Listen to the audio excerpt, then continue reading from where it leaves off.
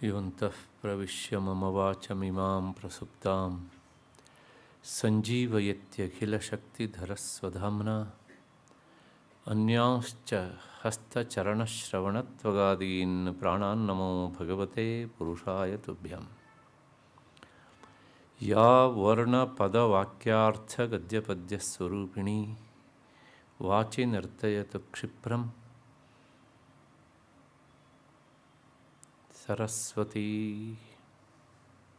ಶ್ರುತಿಸ್ಮೃತಿಪುರಾಣಾನಾಂ ಆಲಯಂ ಕರುಣಾಲಯಂ ನಮಾಮಿ ಭಗವತ್ಪಾದಂ ಶಂಕರಂ ಲೋಕಶಂಕರಂ.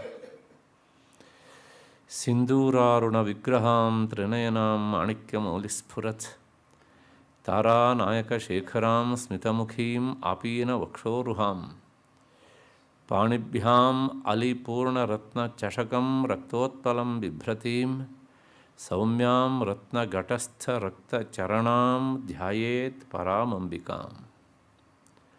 ದೃಶಾದ್ರಾಘೀಯಸ್ಯ ದರದಲಿತನೀಲೋತ್ಪಲರುಚಾ ದವೀಯಾಂಸಂ ದೀನಂ ಸ್ನಪೇ ಕೃಪಯಾ ಮಾಮಪಿ ಶಿವೆ. ಅನೇನಾಯಂ ಧನ್ಯೋ ಭವತಿ ನಚತೆ ಹಾನಿರಿಯತ ವನೇ ವಾ ಹರ್ಮ್ಯೇ ವಾ ಸಮಕರ ನಿಪಾತೋ ಹಿಮಕರಃ ವನೇ ವಾ ಹರ್ಮ್ಯೇ ವಾ ಸಮಕರ ನಿಪಾತೋ ಹಿಮಕರಃ. ನನ್ನ ಅಧ್ಯಾತ್ಮ ಬಂಧುಗಳೇ, ಎಲ್ಲ ಹಿರಿಯರೇ ಮತ್ತು ಈ ಸರಣಿಗೆ ಪ್ರಾಯೋಜಕರಾಗಿ ದತ್ತಿ ನ್ಯಾಸಕರ್ತರಾಗಿ ಸಹಕರಿಸ್ತಾ ಇರುವಂಥ ಎಲ್ಲ ಆ ಪರಿವಾರದವರೇ, ನನ್ನ ಮತ್ತು ನಿಮ್ಮೆಲ್ಲರ ಹೃನ್ಮಂದಿರವನ್ನು ಬೆಳಗ್ತಾ ಇರುವಂತಹ ಶ್ರೀಮಾತಾ ಎನ್ನುವಂತಹ ಅಖಂಡ ಚೈತನ್ಯ ಸ್ವರೂಪಿಣಿಗೆ ಅನಂತ ಪ್ರಣಾಮಗಳನ್ನು ಸಲ್ಲಿಸಿ ಈ ಸರಣಿಯ ಮೊದಲ ದಿನದ ಚಿಂತನೆಗೆ ಮುಂದಾಗ್ತಾ ಇದ್ದೇನೆ.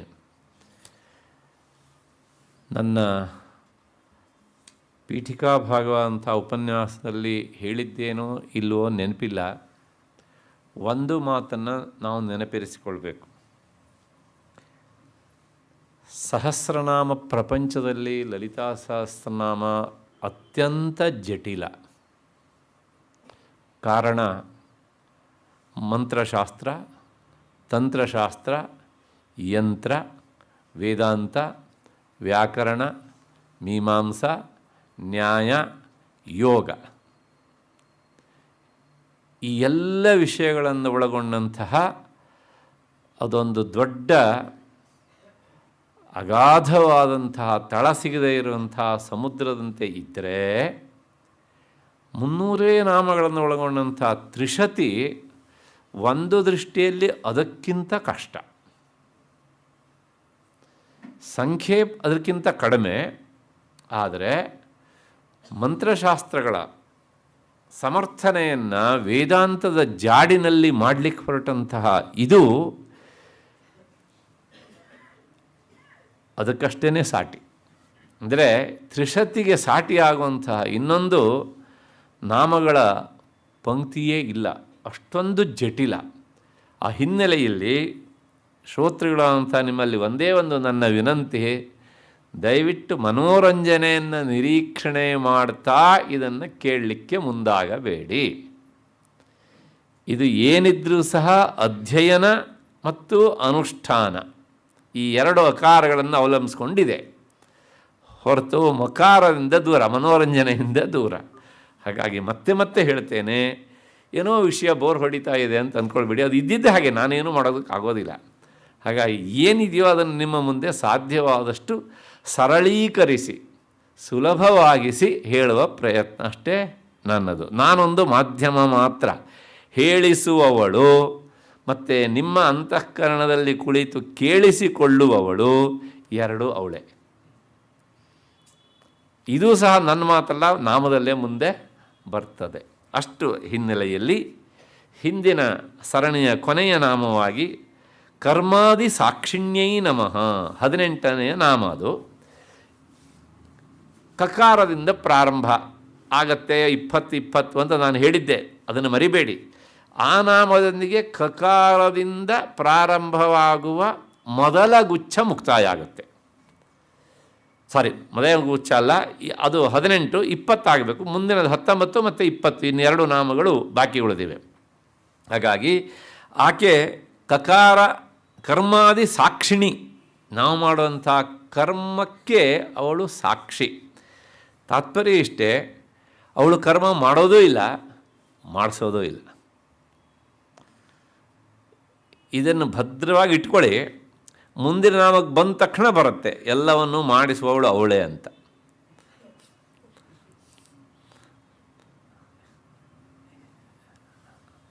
ಹೇಗೆ ಅಂತ ನೋಡೋಣ ಅಷ್ಟೇ. ಹಾಗಾಗಿ ಸಾಕ್ಷಿ ಚೇತ ಕೇವಲೋ ನಿರ್ಗುಣಶ್ಚ ಅಂತ ಉಪನಿಷತ್ತು ಹೇಳುತ್ತೆ. ಜಗನ್ಮಾತೆ ಬೇರೆ ಅಲ್ಲ, ಆತ್ಮತತ್ವ ಬೇರೆ ಅಲ್ಲ. ಆ ಆತ್ಮತತ್ವದ ಇನ್ನೊಂದು ಹೆಸರೇ ದೇವಿ ಅಂತ, ಶುದ್ಧ ಚೈತನ್ಯ ಸ್ವರೂಪ. ಹಾಗಾಗಿ ಅವಳು ಎಲ್ಲದಕ್ಕೂ ಸಹ ಸಾಕ್ಷಿ. ಸಾಕ್ಷಿ ಅಂದರೆ ದಯವಿಟ್ಟು ಕೋರ್ಟಿನ ಸಾಕ್ಷಿಯನ್ನು ಮನಸ್ಥಿತಿ ಅಂದ್ಕೊಳ್ಬೇಡಿ. ಕೇವಲ ನೋಡುವವಳು. ಈ ಸಾಕ್ಷಿ ಬಗ್ಗೆ ನಾವು ಎಷ್ಟು ಹೇಳಿದರೂ ಕಡಿಮೆ. ಪ್ರಪಂಚದಲ್ಲಿ ಕೆಲವು ಇರ್ತವೆ, ಅವು ಕೇವಲ ಸಾಕ್ಷಿ, ಏನೂ ಮಾಡೋದಿಲ್ಲ. ಉದಾಹರಣೆಗೆ, ಈ ದೀಪದ ಬೆಳಕಿನಲ್ಲಿ ಕುಳಿತುಕೊಂಡು ನೀವು ಲಲಿತಾ ತ್ರಿಶತಿಯನ್ನು ಉಪನ್ಯಾಸವನ್ನು ನೀವು ಕೇಳ್ತಾ ಇದ್ದರೆ, ನೀವು ಯಾಕೆ ಕೇಳ್ತಾ ಇದ್ದೀರಿ ಅಂತ ಆ ದೀಪ ನಮ್ಮನ್ನು ಕೇಳೋದಿಲ್ಲ. ಇಲ್ಲ, ನೀವು ಮೊಬೈಲಲ್ಲಿ ಮಾತನಾಡ್ತಾ ಇದ್ದರೆ, ಯಾಕೆ ಈ ಬೆಳಕಿನಲ್ಲಿ ನೀನು ಮೊಬೈಲಲ್ಲಿ ಮಾತಾಡ್ತಾ ಇದ್ದೀಯ ಅಂತಲೂ ಅದು ಕೇಳೋದಿಲ್ಲ. ಕೇಳ್ತದೆಯಾ? ಇಲ್ಲ. ನಾನು ಉಪನ್ಯಾಸ ಮಾಡ್ತಾ ಇದ್ದರೆ, ನೀನು ಯಾಕೆ ಉಪನ್ಯಾಸ ಮಾಡ್ತಾ ಇದ್ದೀಯ ಅಂತಲೂ ಅದು ಕೇಳೋದಿಲ್ಲ. ಕೇಳತ್ತಾ? ಇಲ್ಲ. ಆದರೆ ನಾನು ಉಪನ್ಯಾಸ ಮಾಡುವುದಕ್ಕೂ ನೀವು ಇಲ್ಲಿ ಬಂದು ಕುಳಿತು ಆಲಿಸುವುದಕ್ಕೆ ಬೆಳಕಾಗಿಯೂ ಅಲ್ವಾ, ಅಕಸ್ಮಾತ್ ಮೊಬೈಲ್ ಆನ್ ಮಾಡಿರೋ ನಂಬರ್ ನೋಡುವುದಕ್ಕೂ ಎಲ್ಲವುದಕ್ಕೂ ಸಹ ಸಹಕರಿಸುವ ಯಾವುದು? ದೀಪ. ಅದು ಸಾಕ್ಷಿ, ಹೌದು ತಾನೆ? ಹಾಗಾಗಿ ಪ್ರತಿಯೊಬ್ಬರೂ ಮಾಡುವ ಕರ್ಮಗಳಿಗೆ ಅವಳು ಸಾಕ್ಷಿ ರೂಪದಿಂದ ಇರ್ತಾಳೆ. ನೀವು ಒಳ್ಳೆಯದನ್ನಾದರೂ ಮಾಡಿ, ಕೆಟ್ಟದ್ದನ್ನಾದರೂ ಮಾಡಿ, ಕೇಳೋದಿಲ್ಲ. ಹಾಗಾಗಿ ಭಗವಂತನನ್ನು, ಅಂದರೆ ಪರಮಾತ್ಮನನ್ನು, ಆತ್ಮಸ್ವರೂಪಿಣಿಯಾದ ದೇವಿಯನ್ನು ಸಾಕ್ಷಿಣಿ ಅಂತ ಇಲ್ಲಿ ಈ ನಾಮ ಕರೆದಿದೆ. ಯಾವುದು ಸಾಕ್ಷಿಯೋ ಅದು ನಮ್ಮ ಕರ್ಮದ ಜೊತೆಗೆ ಯಾವುದೇ ರೀತಿಯಲ್ಲೂ ಸಹ ಅದು ಅಂಟಿಕೊಳ್ಳೋದಿಲ್ಲ. ನಾವು ಮಾಡಿದ್ದು ಅದಕ್ಕೆ ಅಂಟೋದಿಲ್ಲ. ಅಂಟತ್ತಾ? ಇಲ್ಲ. ಹಾಗಾಗಿ ಅವಳು ಸಾಕ್ಷಿಣಿ ಅನ್ನೋದು ಆ ನಾಮದಲ್ಲಿ ಹೇಳಿದ್ದಾಗಿತ್ತು. ಈಗ ಇದಕ್ಕೆ ವಿರುದ್ಧವಾದ ಅರ್ಥವನ್ನು ಮುಂದಿನ ನಾಮ ಹೇಳುತ್ತೆ. ಕಾರಯಿತ್ರ್ಯೈ ನಮಃ. ಕಕಾರ ವರ್ಣಮಾಲೆಯಲ್ಲಿರುವಂತಹ ನಾಮಗಳಲ್ಲಿ ಇದು 19ನೇದು. ಕಾರಯಿತ್ರ್ಯೈ ನಮಃ. ತಾತ್ಪರ್ಯ ಏನು ಅಂದರೆ ಮಾಡಿಸುವವಳು ಅಂತ ಅರ್ಥ. ಅದಕ್ಕೆ ಮಾಡಿಸುವವಳಿಗೆ ನಮಸ್ಕಾರ. ಈಗ ಒಂದು ಸಂಶಯ, ಹಿಂದಿನ ನಾಮದಲ್ಲಿ ಅವಳು ಸಾಕ್ಷಿ, ಏನೂ ಮಾಡೋದಿಲ್ಲ ಅಂತ ಹೇಳಿದ್ರಿ, ಈಗ ಮಾಡಿಸುವವಳು ಅಂತ ಹೇಳ್ತಿದ್ದೀರಿ ಅಲ್ವಾ, ಇದು ಹೇಗೆ ಅಂತ ಒಂದು ಪ್ರಶ್ನೆ ಬರುತ್ತೆ. ಆ ಪ್ರಶ್ನೆ ಬರಲಿ, ಉತ್ತರ ನೋಡೋಣ ಹೇಗೆ ಅಂತ. ಯಾವನು ಕಾರಯತಿ ಮಾಡಿಸ್ತಾನೋ, ಒಂದು ಸಣ್ಣ ವಿವರಣೆ ಕೊಟ್ಬಿಡ್ತೇನೆ. ಸ್ವತಃ ಮಾಡುವವನು ಕರ್ತ, ಒಂದು ಕೆಲಸವನ್ನು ಮಾಡುವವನು ಕರ್ತ. ಇನ್ನೊಬ್ಬರ ಮೂಲಕ ಮಾಡಿಸುವವನು ಕಾರಯಿತ. ಆಳು ಮನುಷ್ಯ ಕೆಲಸ ಮಾಡ್ತಾನೆ, ಆ ಕೆಲಸ ಮಾಡೋದಕ್ಕೆ ಅವನೇ ಕರ್ತ. ಕರೋತಿ ಇತಿ ಕರ್ತ, ಮಾಡ್ತಾನೆ. ಮನೆ ಯಜಮಾನ ಅವನ ಮೂಲಕ ಮಾಡಿಸ್ತಾನೆ. ಇಲ್ಲಿ ಆಳು ಕರ್ತ, ಯಜಮಾನ ಕಾರಯಿತ. ಮನಸ್ಸಿಗೆ ಬರ್ತಾ ಇದೆ ಅಂತ ಅಂದ್ಕೊಂಡಿದ್ದೇನೆ. ಹಾಗೆ ಜಗನ್ಮಾತೆ ಅವಳು ಕಾರಯಿತ್ರಿ, ಎಲ್ಲವನ್ನೂ ಸಹ ಮಾಡಿಸುವವಳು ಅಂತ ಅರ್ಥ. ಯಾವ ತತ್ವ ಕಾರಯಿತೃತ್ವವನ್ನು ಅಂದರೆ ಮಾಡಿಸುವ ಕೆಲಸವನ್ನು ಮಾಡುತ್ತೋ ಅಲ್ಲಿ ಆರ್ಡರ್ ಮಾಡಬೇಕು. ಅದು ನಮ್ಮಲ್ಲಿ ಹೇಳ್ತಾರಲ್ಲ, ಇದನ್ನು ಮಾಡ, ಆ ಮಾಡೋ ಅಂದರೆ ಏನದು? You should do, order. ಅದನ್ನೇ ಹೇಳುತ್ತೆ. ಆಜ್ಞಾಪಯಿತೃತ್ವಂ ಕಾರಯಿತೃತ್ವಂ ನಾಮ ಕುರು ಇತಿ ಆಜ್ಞಾಪಯಿತೃತ್ವಂ. ಎಲ್ಲರ ಹತ್ರ ಕೆಲಸ ಮಾಡಿಸ್ಲಿಕ್ಕೆ ಆಗೋದಿಲ್ಲ ರೀ. ಎಷ್ಟೋ ಜನ ಕೆಲಸ ಮಾಡಲಿಕ್ಕೆ ಆಗದೆ ಅವರೇ ಕೆಲಸ ಮಾಡಿಬಿಡ್ತಾರೆ. ಇವತ್ತಿನ ಸರ್ಕಾರಿ ಕಚೇರಿಗಳಲ್ಲಿ ಹಣೆಬಾರ ಹಾಗೆ ಆಗಿದೆ. ಹೈಯರ್ ಆಫೀಸರ್ಗಳಿಗೆ ಮಾಡಿಸುವ ತಾಕತ್ತವರಿಗೆ, ಯಾಕೆಂದರೆ ಮೊದಲನೇದಾಗಿ ಅವರೇ ಶುದ್ಧರಲ್ಲ, ಬದ್ಧರಲ್ಲ. ಹಾಗಾಗಿ ಕೆಳಗಡೆ ಅಯ್ಯೋ ಇವನ್ ಗೊತ್ತಿಲ್ಲ ನಮಗೆ ಅಂತ. ಹಾಗಾಗಿ ಆ ಕಾರೈತೃತ್ವ ಬರಬೇಕಿದ್ರೆ ನಿಜವಾಗಿ ಪ್ರಭುತ್ವ ಇರಬೇಕು. ಪ್ರಭುತ್ವದ ಜೊತೆಗೆ ಅದನ್ನು ಅಂಟಿಸಿಕೊಳ್ಳದೇ ಇರುವುದು ಸಹ ಇರಬೇಕು. ಅಷ್ಟು ಹಿನ್ನೆಲೆಯಲ್ಲಿ ಈ ಆಜ್ಞೆ ಮಾಡುವಂಥ ಶಕ್ತಿ ಇರಬೇಕು. ಅದನ್ನೇ ಪ್ರಭುಶಕ್ತಿ ಅಂತ ಕರೀತಾರೆ.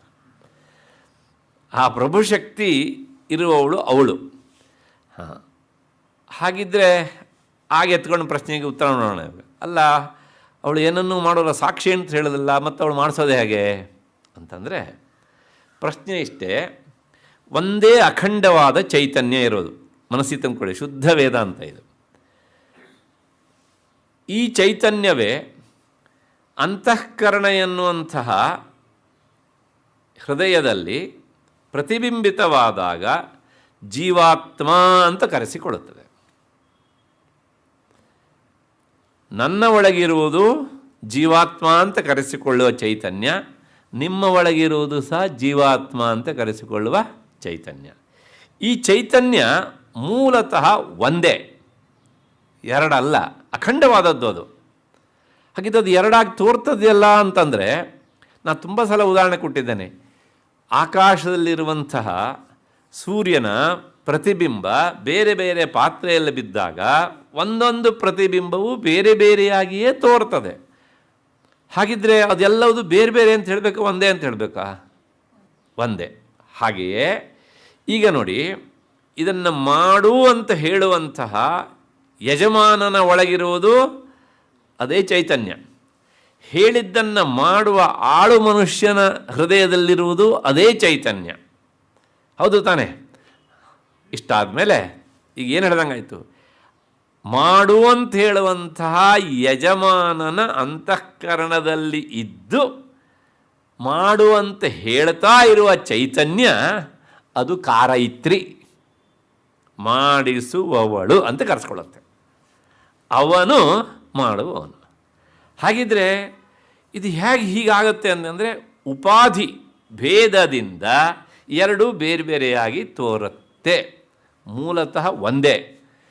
ಶುದ್ಧ ನೆಲೆಯಲ್ಲಿ ನಿಂತು ನೋಡಿದಾಗ ಮಾಡಿಸುವವಳು ಇಲ್ಲ, ಮಾಡುವವನು ಇಲ್ಲ. ವ್ಯವಹಾರಕ್ಕೆ ಬಂದು ಉಪಾಧಿಯ ನೆಲೆಯಲ್ಲಿ ನಿಂತು ನೋಡಿದಾಗ ಇಲ್ಲಿನ ಅಂತಃಕರಣದಲ್ಲಿ ನಿಂತು ಆಜ್ಞೆ ಮಾಡುತ್ತೆ, ಆ ಅಂತಃಕರಣದಲ್ಲಿ ನಿಂತು ಕೇಳಿಸಿಕೊಂಡು ಕೆಲಸ ಮಾಡುತ್ತೆ. ಹಾಗಾಗಿ ಈ ಭೇದಕ್ಕೆ ಕಾರಣ ಅಂತಃಕರಣ ಎನ್ನುವಂತಹ ಉಪಾಧಿ. ಹಾಗಾಗಿ ಅಷ್ಟು ಹಿನ್ನೆಲೆಯಲ್ಲಿ ಅದನ್ನೇ ಹೇಳುತ್ತೆ ಇಲ್ಲಲ್ಲಿ ತ್ರಿಶತಿ. ಅಲ್ಲ, ನೀವು ಮಾಡು ಅಂತ ಹೇಳ್ತೀರಲ್ಲ, ಯಾವನು ಮಾಡಿಸ್ತಾನೋ ಅವನು ಮಾಡು ಶಬ್ದ ಮೂಲಕ ಹೇಳಬೇಕು ತಾನೆ. ಹಾಗೆ ಹೇಳುವ ಶಬ್ದ ಚೇತನವೋ ಜಡವೋ? ಶಬ್ದ ಜಡ. ಜಡವಾದ ಶಬ್ದಕ್ಕೆ ಮಾಡಿಸುವ ಶಕ್ತಿ ಉಂಟಾ? ಯಾಕೆಂದರೆ ಜಡ ಏನನ್ನು ಮಾಡಿಸೋದೇ ಇಲ್ಲ. ಈ ಕುರ್ಚಿ ನೀವು ಇಲ್ಲಿ ಇಟ್ಟು ಹೋಗ್ತೀರಾ, ನಾಳೆ ಇದ್ದಕ್ಕಿದ್ದಾದವಾಗ ಯಾವುದೋ ಇನ್ನೊಂದು ರೂಮ್ ಸೇರ್ಕೊಳ್ಳುತ್ತದೋ? ಇಲ್ಲ, ಅದು ಜಡ. ಹಾಗಿದ್ರೆ ಆ ಶಬ್ದದಿಂದ ನೀವು ಹೇಳಿದಾಗ ಅವನು ಮಾಡ್ತಾನಲ್ಲ, ಶಬ್ದಕ್ಕೆ ಶಕ್ತಿ ಇಲ್ಲ. ಮಾಡಿಸುವವನು ಯಾರು ಅಂತಂದರೆ ಶಬ್ದಕ್ಕೆ ಆಧಾರವಾದ ಚೈತನ್ಯವೇ ಆ ಕೆಲಸವನ್ನು ಮಾಡಿಸ್ತದೆ. ಅದು ಮಾಡಿಸೋದು ಇಲ್ಲ. ಚೈತನ್ಯದಿಂದ ಶಕ್ತಿ ಪಡೆದ ಶಬ್ದ, ಜಡವಾದ ಶಬ್ದ ಚೇತನದಂತೆ ತೋರ್ತಾ ಇರ್ತದೆ ಅಷ್ಟೆ, ಅಂತೆ ತೋರ್ತಾ ಇರ್ತದೆ. ಹಾಗಾಗಿ ಇಂತಹ ಜಡವಾದ ಶಬ್ದಗಳನ್ನೂ ಸಹ ವೇದವಾಣಿಯ ಮೂಲಕ ಚೇತನಗೊಳಿಸುವ ಆ ದೇವಿ ಅವಳು ಕಾರೈತ್ರಿ ಅಂತ ಹೇಳ್ತಾರೆ. ಹಾಗಾಗಿಯೇ ಶಬ್ದಾಧಿಷ್ಠಾನ ಚೈತನ್ಯ ರೂಪದಿಂದ ವೇದಗಳಿಗೆ ಕಾರೈತೃತ್ವ. ಹಾಗಿಲ್ಲದೇ ಇದ್ದರೆ ನಮಗೆ ಆಜ್ಞೆಯನ್ನು ನೇರವಾಗಿ ಜಗನ್ಮಾತೆ ಚೈತನ್ಯ ಮಾಡೋದಿಲ್ಲ. ವೇದ ಹೇಳುತ್ತೆ, ಇದಂ ಕುರು ಇದಂ ಮಾ ಕುರು, ಇದನ್ನು ಮಾಡು ಇದನ್ನು ಮಾಡಬೇಡ. ಒಂದು ವಿಧಿ, ಎರಡೂ ಸಹ. ವಿಧಿ ಅಂದರೆ ಆರ್ಡರ್. ಇದನ್ನು ಮಾಡು ಅನ್ನೋದು ಆರ್ಡರು, ಮಾಡಬೇಡ ಅನ್ನೋದು ಸಹ ಆರ್ಡರ್. ಹಾಗೆ ನ ಕಲಂಜಂ ಭಕ್ಷಯೇತ್, ಮಾಂಸ ತಿನ್ನಬೇಡ. ನ ಸುರಾಂ ಪಿಬೇತ್, ಸುರೆಯನ್ನು ಕುಡಿಬೇಡ. ಇದೆಲ್ಲ ವೇದವಾಣಿ ಶಬ್ದ ಇವು. ಈ ಶಬ್ದಕ್ಕೆ ಇದನ್ನು ಹೇಳಿದಾಗ ಒಬ್ಬ ಸಂಸ್ಕಾರವಂತನಾದವನಿಗೆ ಇದನ್ನು ನಾನು ಮಾಡಬಾರದು ಅಂತ ಅನಿಸುತ್ತೆ. ಈ ಜಡವಾದ ಶಬ್ದಕ್ಕೆ ಶಕ್ತಿ ಎಲ್ಲಿಂದ ಬಂತು ಅಂತ ಕೇಳಿದರೆ, ಚೈತನ್ಯ ರೂಪಿಣಿಯಾದಂತಹ ಆ ಜಗನ್ಮಾತೆ ವೇದ ರೂಪದಲ್ಲಿ ಇದ್ದು ಈ ಕೆಲಸವನ್ನು ಮಾಡಿಸ್ತಾಳೆ. ಹೀಗಾಗಿ ಅವಳಿಗೆ ಸಾಧನ ವೇದವಾಣಿ. ಅಷ್ಟು ಹಿನ್ನೆಲೆಯಲ್ಲಿ ಅಂತಹ ಪ್ರೇರಕವಾದಂತಹ ಶಬ್ದಗಳಿಗೆ ಚೈತನ್ಯ ರೂಪವನ್ನು ಕೊಡುವವಳಾದ್ದರಿಂದ ಅವಳು ಕಾರಯಿತ್ರಿ. ಅಂತಹ ಅವಳಿಗೆ ಜಗನ್ಮಾತೆಗೆ ಕಾರಯಿತ್ರಿಯೈ ನಮಃ ಅಂಥೇಳಿ ನಮಸ್ಕಾರ ಮಾಡೋಣ. ಒಂದು ನಾಮ ಆಯಿತು. ಮುಂದಿನ ನಾಮ ಆ ಕಕಾರ ಪಂಕ್ತಿಯಲ್ಲಿ ಕೊನೆಯ ನಾಮ ಇದು. ಕರ್ಮ ಫಲಪ್ರದಾಯೈ ನಮಃ. ತಾತ್ಪರ್ಯ ಇಷ್ಟೇ, ಕರ್ಮದ ಫಲವನ್ನು ಕೊಡುವವಳು ಅಂತಹ ಜಗನ್ಮಾತೆಗೆ ನಮಸ್ಕಾರ ಅಂತ.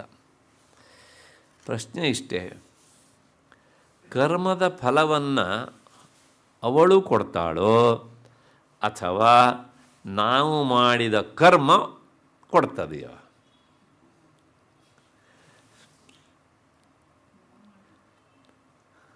ನಾವು ಮಾಡಿದ ಕರ್ಮ ಫಲವನ್ನು ಕೊಡ್ತದೆ ಅಂತ ಒಪ್ಕೊಂಡು ಬಿಡೋಣ.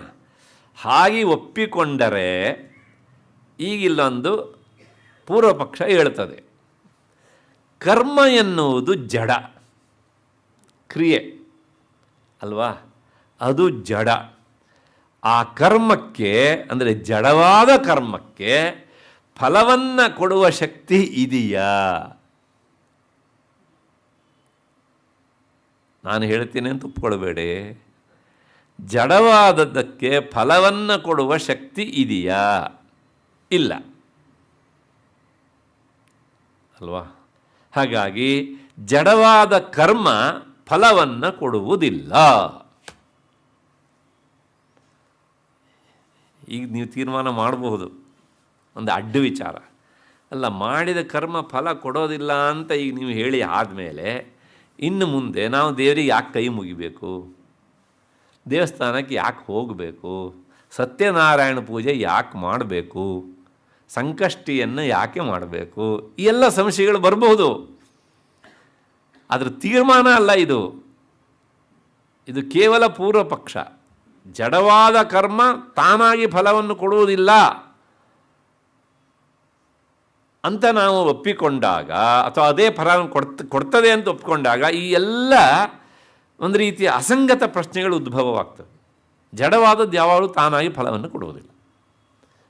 ಹಾಗಿದ್ದರೆ ಮುಂದಿನ ಪ್ರಶ್ನೆ, ಹಾಗಿದ್ರೆ ಯಾರು ಫಲವನ್ನು ಕೊಡುವವನು ಅಂತಂದರೆ ಭಗವಂತನೇ ಕೊಡ್ತಾನೆ ಅಂತ ಇಟ್ಕೊಳ್ಳೋಣ. ಅಲ್ರಿ, ನೀವು ಕರ್ಮವನ್ನೇ ಮಾಡದೆ ಅವನು ಫಲ ಕೊಡೋದಾದರೂ ಹೇಗೆ ರೀ? ಇದು ಹೇಗಿದೆ ಕೇಳಿದ್ರೆ, ನಿಮ್ಮ ಅಕೌಂಟಲ್ಲಿ ದುಡ್ಡೇ ಇಲ್ಲ, ಬ್ಯಾಂಕ್ನವ್ರು ದುಡ್ಡು ಕೊಡಬೇಕು ಅಂದರೆ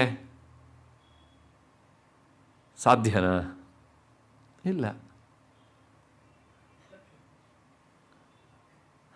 ನಮ್ಮಲ್ಲಿ ಶಾಸ್ತ್ರಕಾರರಲ್ಲಿ ಪೂರ್ವಮೀಮಾಂಸಾ ಶಾಸ್ತ್ರಕಾರರು ಅಂತ ಒಂದು ಗುಂಪು ಇದೆ. ಅವರು ಹೇಳ್ತಾರೆ, ಇಲ್ಲ, ಕರ್ಮವೂ ಫಲವನ್ನು ಕೊಡೋದಿಲ್ಲ, ಯಾಕೆಂದರೆ ಅದು ಜಡ. ಈಶ್ವರ ಅಂದರೆ ಪರಮಾತ್ಮ ಫಲವನ್ನು ಕೊಡ್ತಾನೆ ಅಂದರೆ ಅವನು ಫಲ ಹ್ಯಾಂಗ್ರಿ ಕೊಡ್ತಾನೆ? ಅವನೇನು ಹೋಲ್ಸೇಲ್ ವ್ಯಾಪಾರಿ ಅವನು? ಇಲ್ಲ. ಹಾಗಾಗಿ ಅವನು ಸಹ ಫಲವನ್ನು ಕೊಡೋದಿಲ್ಲ. ಅದಕ್ಕೋಸ್ಕರ ಅವರಿದ್ದೊಂದು ನಿಯಮ ಉಂಟು, ನೀವು ಕರ್ಮ ಮಾಡಿ ಆದ ಮೇಲೆ ನಿಮಗೆ ಫಲ ಸಿಗುವವರೆಗೆ ಮಧ್ಯೆಯಲ್ಲಿ ಒಂದಿಷ್ಟು ಕಾಲದ ಅಂತರ ಇರ್ತದೆ, ಗ್ಯಾಪ್ ಇರ್ತದಲ್ಲ, ಅದನ್ನು ಅವರು ಏನಂತ ಕರೀತಾರೆ ಕೇಳಿದರೆ ಅದೃಷ್ಟ ಅಂತ ಕರೀತಾರೆ. ಆ ಅದೃಷ್ಟ ಎನ್ನುವುದು ಫಲ ಕೊಡ್ತದೆ ಅಂತ ಹೇಳ್ತಾರೆ. ಮೀಮಾಂಸಕರ ಒಂದು ಅಭಿಪ್ರಾಯ ಅದು ಹೀಗೆ ಅಂತ. ಆದರೆ ಅದನ್ನು ಬೇರೆಯವರು ಯಾರು ಒಪ್ಪಿಕೊಳ್ಳೋದಿಲ್ಲ. ಯಾಕೆಂದರೆ ಅದೃಷ್ಟ ಅನ್ನೋದಕ್ಕೆ ಅರ್ಥವೇ ಕಣ್ಣಿಗೆ ಕಾಣದೇ ಇರೋದು ಅಂತ ಅರ್ಥ. ಆ ಕಣ್ಣಿಗೆ ಕಾಣದೇ ಇರುವುದು ಇದೇ ಅಂತ ಒಪ್ಕೊಳ್ಳೋದು ಹೇಗೆ ಅಲ್ವಾ? ಅದು ಸಹ ಫಲವನ್ನು ಕೊಡಬೇಕು ಅಂತ ಆದರೆ ಅದು ಇದ್ದಿದ್ದು ನಮಗೆ ಅನುಭವಕ್ಕೆ ಬರಬೇಕು. ನಮ್ಗೆ ಯಾರಿಗೂ ಅನುಭವದಲ್ಲಿ ಇಲ್ಲ.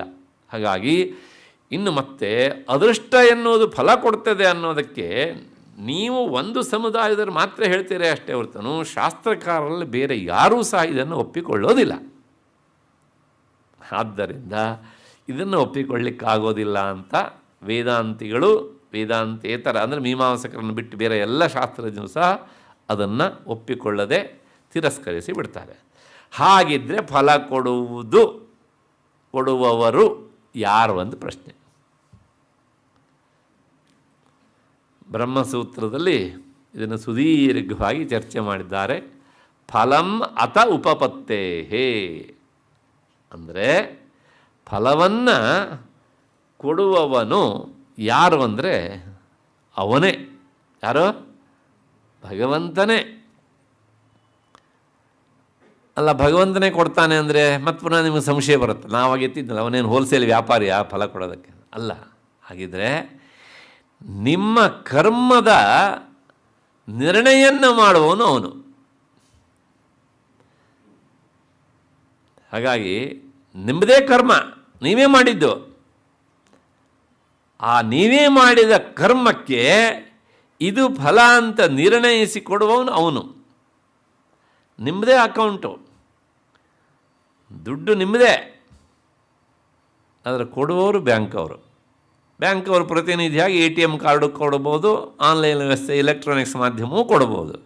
ಬಟ್ ಏನಿದ್ರೂ ಸಹ ವ್ಯವಸ್ಥೆ ಅಲ್ಲಿಂದ ಬರಬೇಕು ಅಲ್ವಾ? ಹಾಗೆಯೇ ಆ ಜಡವಾದ ಕರ್ಮಕ್ಕೆ ಫಲವನ್ನು ಕೊಡುವ ಶಕ್ತಿ ಇಲ್ಲ, ಯಾಕೆಂದರೆ ಅದು ಜಡ. ಹಾಗಾಗಿ ಈ ಫಲವನ್ನು ಕೊಡುವವರು ಯಾರು ಅಂದರೆ ಅವನೇ. ಆದರೆ ಅವನು ಶುದ್ಧ ಭಾವದಿಂದ ನಿಮಗೆ ಫಲ ಕೊಡ್ತಾನೆ. ನೀವು ಮಾಡಿದ್ದು ಒಂದು ಕರ್ಮ, ಅದಕ್ಕೆ ಫಲ ಇನ್ನೊಂದು ಅಂತ ಪಕ್ಷಪಾತ ಮಾಡೋದಿಲ್ಲ. ವೈಷಮ್ಯ ನಿರ್ಘೃಣ್ಯೇನ ಸಾಪೇಕ್ಷತ್ವ ತಥಾ ಹಿ ದರ್ಶನಂ ಅಂತ ಬ್ರಹ್ಮಸೂತ್ರ. ಅಲ್ಲ, ಅವನು ಸಹ ನಮ್ಮ ಸರ್ಕಾರಿ ಅಧಿಕಾರಿಗಳ ತರಹ ಪಕ್ಷಪಾತ ಮಾಡ್ತಾನಂದ್ರೆ ಅವತ್ತೇ ವೇದವ್ಯಾಸ ಹೇಳಿದ್ದು. ಅವನಿಗೆ ವಿಷಮತೆ ಯಾರ ಬಗ್ಗೂ ಸಹ ಬೇಸರವೂ ಇಲ್ಲ, ಸಂತೋಷವೂ ಇಲ್ಲ. ಹಾಗಾಗಿ ಅವರವರು ಮಾಡಿದ ಕರ್ಮಕ್ಕೆ ತಕ್ಕ ಹಾಗೆ ಫಲ ಕೊಡ್ತಾನೆ ಅಷ್ಟೇ ಹೊರತು ಸಹ ಒಳ್ಳೆಯ ಕರ್ಮ ಮಾಡಿದವರಿಗೆ ಕೆಟ್ಟ ಫಲ ಅನ್ನೋದನ್ನು ಕೊಡೋದಿಲ್ಲ. ಕೆಟ್ಟ ಕರ್ಮ ಮಾಡಿದವರಿಗೆ ಒಳ್ಳೆಯ ಫಲವನ್ನು ಕೊಡೋದಿಲ್ಲ. ಇದನ್ನು ಕೇಳಿ ಆದರೂ ನಿಮ್ಮ ತಲೆಯಲ್ಲಿ 10 ಸಂಶಯಗಳು ಓಡಾಡ್ತವೆ, ಗೊತ್ತು ನನಗೆ. ಅಲ್ರಿ, ನಮ್ಮನೆ ಪಕ್ಕದಲ್ಲೇ ಒಬ್ಬರಿದ್ದಾರೆ, ಜೀವಮಾನದಲ್ಲಿ ಒಂದೂ ಒಳ್ಳೆ ಕೆಲಸ ಮಾಡಲಿಲ್ಲ, ಅವ್ರಿಗೆ ಏನು ಚೆನ್ನಾಗಿದ್ದಾರೆ, ಎಲ್ಲ ಮುಟ್ಟಿದಲ್ಲ ಚಿನ್ನ ಕಣ್ರಿ.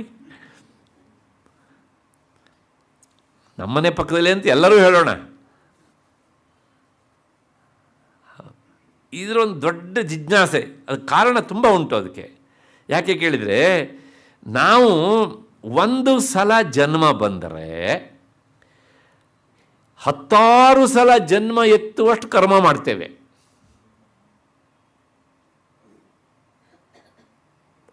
ಹತ್ತಾರು ಸಲ ಅಲ್ರಿ, ನಾವೇನು ಮಾಡೋದೇ ಇಲ್ವಲ್ರಿ ಅಂತ ಯಾರು ಹೇಳಿದರೆ ಅದು ತೀರಾ ಉಡಾಫೆ ಉತ್ತರ. ಈ ಕರ್ಮದ ಒಂದು ಸ್ವಭಾವ ಹೇಗಿರುತ್ತೆ, ಒಂದು ಸಣ್ಣ ಉದಾಹರಣೆ ಕೊಟ್ಬಿಡ್ತೇನೆ ಮಧ್ಯೆಯಲ್ಲಿ. ಪ್ರಧಾನ ವಿಷಯ, ಅದರೊಳಗೆ ಆಂತರಿಕ ವಿಷಯ, ಅದರೊಳಗೆ ಇನ್ನೊಂದು ಆಂತರಿಕ ವಿಷಯ. ಏಕೆಂದರೆ ಕೆಲವು ಜನರಿಗೆ ಒಂದು ಸಲ ಜನ್ಮ ಬಂದರೆ 10 ಜನ್ಮ ಎತ್ತುವಷ್ಟು ನಾವು ಕರ್ಮ ಮಾಡ್ತೇವೆ ಅಂತ ಹೇಳಿದ ತಕ್ಷಣ ನಾವೇನು ಮಾಡಲಿಲ್ವಲ್ಲ.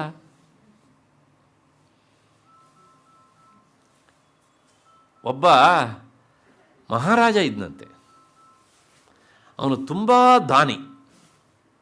ಅವನ ಜೀವಮಾನದಲ್ಲಿ ಅಪ್ಪಿತಪ್ಪಿಯೂ ಸಹ ಅವನು ಕೆಟ್ಟದ್ದನ್ನು ಮಾಡಲಿಲ್ಲ.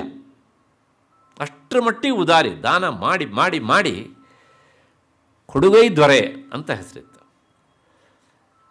ಅವನಿಗೆ ಸತ್ತ ಮೇಲೆ ಸ್ವರ್ಗಕ್ಕೆ ಹೋಗುವ ಬದಲು ನರಕಕ್ಕೆ ಹೋಗುವ ಸಂದರ್ಭ ಎದುರಾಯಿತು. ಕೇಳಿದಂತೆ, ನಾನೇನು ಪಾಪ ಮಾಡಲಿಲ್ಲ, ನನ್ನನ್ನು ಯಾಕೆ ಇಲ್ಲಿ ಕರ್ಕೊಂಡು ಬಂದ್ರಿ ಅಂತ. ಆಗ ಅವರು ಹೇಳಿದ್ರಂತೆ, ನಿನ್ನ ಮಾತು ಸತ್ಯ, ಆದರೆ ನೀನು ಮರ್ತಿದ್ದೀಯೇ. ಏನು ಮಾಡಿದ್ದೀಯ? ಏನಿಲ್ಲ.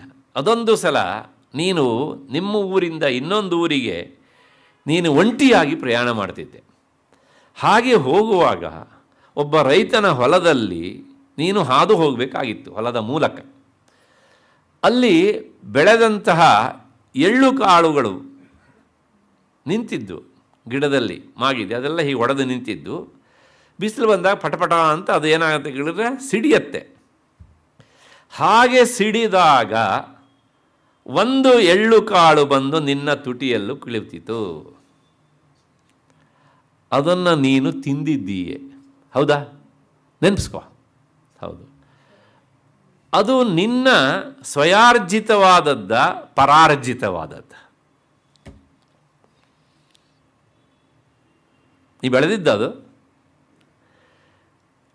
ಬಾಯಿ ಒಳಗೆ ಹಾಕುವ ನೀನು ಅದನ್ನು ಉಗುಳಿದ್ರೆ ಏನಾಗ್ತಿತ್ತು? ಈ ಪರಿಸ್ಥಿತಿ ಬರ್ತಾ ಇರಲಿಲ್ಲ, ಅದು ನಿಂದಾಗಿರಲಿಲ್ಲ. ಆದ್ದರಿಂದ ನೀನು ಇದನ್ನು ಅನುಭವಿಸಲೇಬೇಕು. ಮುಂದೆ ನಿನಗೆ ಸ್ವರ್ಗ ಉಂಟು. ಹಾಗಾಗಿ ಇದನ್ನು ಅನುಭವಿಸಿ. ಯಾಕೆ ಹೇಳೋದು ಕೇಳಿದರೆ, ಕರ್ಮದ ಸೂಕ್ಷ್ಮತೆ ಹೇಗಿರುತ್ತದೆ. ಅದಕ್ಕೋಸ್ಕರಲೇ ಒಂದು ಸಲ ಜನ್ಮ ಬಂದಾಗ 10 ಜನ್ಮ ಎತ್ತುವಷ್ಟು. ಆ 10 ಅಂತ ನಾನು ಹೇಳಿದ್ದೇನೆ, ನೀವು 100 ಅಂತನಾರು ಹೇಳ್ಕೊಳ್ಳಿ, ಎಷ್ಟಾರು ಹೇಳ್ಕೊಳ್ಳಿ. ಇದನ್ನು ಕೇಳಿ ಆದರೆ ಮೈ ಜುಮ್ ಅಂತದೆ ನಮಗೆ.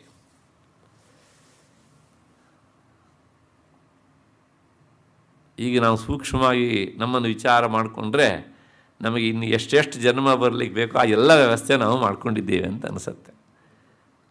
ಹೇಳುವುದು ಸುಳ್ಳು ಅಲ್ವಾ, ಮಾಡುವುದು ಅನ್ಯಾಯ, ಹೊಡೆಯುವುದು ಇನ್ನೊಬ್ಬರಿದ್ದು, ಲಪಟಾಯಿಸೋದು, ಇದಕ್ಕೆಲ್ಲದಕ್ಕೂ ಫಲ ಆಗಬೇಕು ತಾನೆ. ಅದಕ್ಕೋಸ್ಕರ ಈ 10 ಜನ್ಮ ಬರುತ್ತಲ್ಲ, ಅದನ್ನು ಭಗವಂತ ನಮಗೆ ಕೊಡ್ತಾನೆ. ಅಂದರೆ ನಮ್ಮ ಕರ್ಮವೇ ನಮಗೆ ಮಾಡಿಸತ್ತೆ. ಅವನು ಜಡ್ಜ್ಮೆಂಟ್ ಕೊಡುವಂತಹ ಕೋರ್ಟಿನ ನ್ಯಾಯಾಧೀಶ. ಅವನು ನಿನಗೆ ಇದು ಶಿಕ್ಷೆ ಅಂತ ಹೇಳಿದಾಗ ಆ ಶಿಕ್ಷೆಯ ಪಾಪವೂ ಅವನಿಗಿಲ್ಲ, ಒಳ್ಳೆಯ ಸರಿಯಾಗಿದೆ ಅಂತ ಬಿಡುಗಡೆ ಮಾಡಿದಾಗ ಅದರ ಫಲವೂ ಸಹ ಅವನಿಗಿಲ್ಲ. ಆದರೂ ಸಹ ನಿರ್ಣಯ ಮಾತ್ರ ಅವನ ಕೈಯಲ್ಲಿ ಇರ್ತದೆ. ಹೌದು ತಾನೇ? ಹಾಗೆಯೇ ಮಾಡಿದಂತಹ ಕರ್ಮಕ್ಕೆ ಕರ್ಮದ ಮೂಲಕ ಫಲ, ಅದರ ಫಲ ಕೊಡುವವನು ಅವನು, ಇಲ್ಲಿ ಅವಳು. ಚೈತನ್ಯ ಆದ್ದರಿಂದ ನೀವು ಪುಲ್ಲಿಂಗದಲ್ಲಾದರೂ ಹೇಳ್ಬೋದು, ಸ್ತ್ರೀಲಿಂಗದಲ್ಲಾದರೂ ಹೇಳಬಹುದು. ಅಷ್ಟು ಹಿನ್ನೆಲೆಯಲ್ಲಿ ಕೃತಾನಾಂ ಕರ್ಮಣಾಂ ಫಲ ಅವಶ್ಯಂ ಭಾವೇ ಕರ್ಮ ಅಧ್ಯಕ್ಷ ಇತಿ ಶ್ರುತೇ. ಅವಳು ಅಧ್ಯಕ್ಷವಳು ಕರ್ಮಕ್ಕೆ. ಸಭೆಯಲ್ಲಿ ಅಧ್ಯಕ್ಷರು ಅಂತ ಕುಳಿತಿರ್ತಾರೆ. ಅಧ್ಯಕ್ಷ ಅನ್ನೋದು ಅರ್ಥ ಏನು ಗೊತ್ತಾ? ಸಭೆಯ ನಡಾವಳಿಗಳನ್ನು ನೋಡುವವರು ಅಷ್ಟೇ. ಅಧಿ ಅಕ್ಷಿಣಿ, ಅಕ್ಷಿಣಿ ಅಂದರೆ ಕಣ್ಣು, ಅಧಿ ಮುಂದ್ಗಡೆ ಯಾವಾಗಲೂ ಇರಬೇಕು, ನೋಡ್ತಾ ಇರಬೇಕು. ಹಾಗೆ ಅಂತಲ್ಲಿ ಯಾರೋ ಬಂದು ಚೇರ್ ಇರಲಿಲ್ಲ ಅಂತೇಳಿ ಅಧ್ಯಕ್ಷರೇ ಕೆಳಗಿಳಿದು ಹೋಗಿ ಚೇರ್ ತಂದು ಹಾಕೋದಲ್ಲ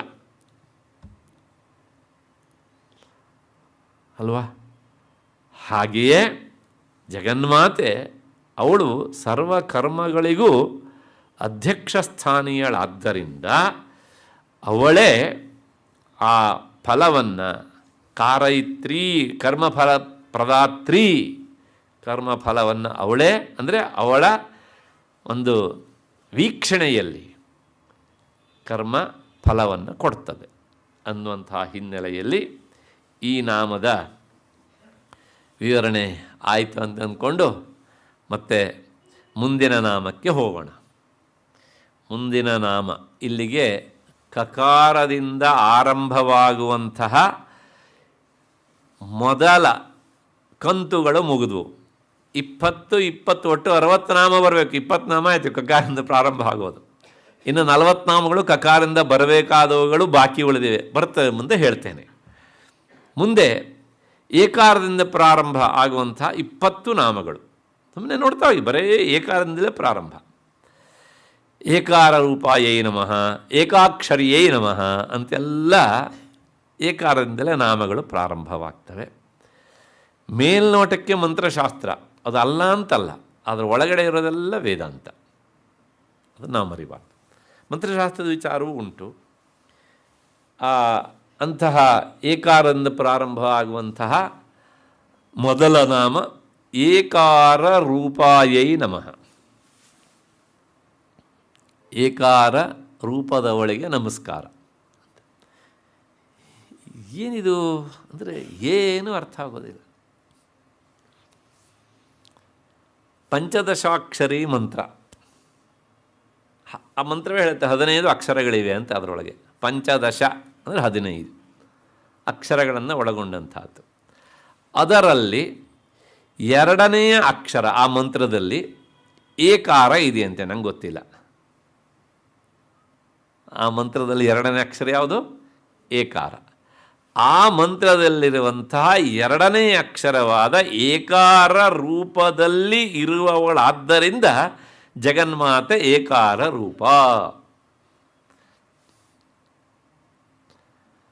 ನೀವು ಕೇಳ್ಬೋದು, ಅಲ್ಲ ಎಲ್ಲ ವರ್ಣಗಳು ಅವಳಿದ್ದೆ ಅಂತ ನೀವು ಉಪನ್ಯಾಸದಲ್ಲಿ ಹೇಳಿದ್ದೀರಲ್ರಿ, ಸತ್ಯವಾದ ಮಾತು. ಆದರೆ ಪಂಚದಶಾಕ್ಷರಿ ಮಂತ್ರದಲ್ಲಿ ಆ ಅಕ್ಷರ ಎಷ್ಟನೇದು? 2ನೇದು. ಆದ್ದರಿಂದ 2ನೇ ಅಕ್ಷರವಾದಂಥ ಏಕಾರ ರೂಪದಲ್ಲಿ ಇರುವವಳು. ಏಕಾರ ರೂಪಂ ಮಂತ್ರದ್ವಿತೀಯ ಅವಯವ ಜ್ಞಾಪಕಂ ಯಸ್ಯಾಹ ತಥಾ. ಆ ರೂಪದಲ್ಲಿ ಜಗನ್ಮಾತೆ ಇದ್ದಾಳೆ. ಇದನ್ನು ಕೇಳಿದಾಗ ನಿಮಗೊಂದು ಸಂಶಯ ಬರಬಹುದು. ಹಾಗಿದ್ರೆ ಈ ಏಕಾರ ಜಗನ್ಮಾತೆ ಸ್ವರೂಪ ಅಂತ ಆದಮೇಲೆ ಬರೇ ನಾವು ಎ ಎ ಎ ಅಂತ ಇಷ್ಟೇ ಹೇಳಿದರೂ ಸಹ ಜಪದ ಒಂದು ಅಂಶ ಆಗತ್ತಾ? ಆಗತ್ತೆ ಅಂತ ಲಲಿತಾ ಸಹಸ್ರನಾಮ ಹೇಳುತ್ತೆ. ನಾನು ಹಿಂದೆ ಹೇಳಿದ್ದೇನೆ ಅದನ್ನು.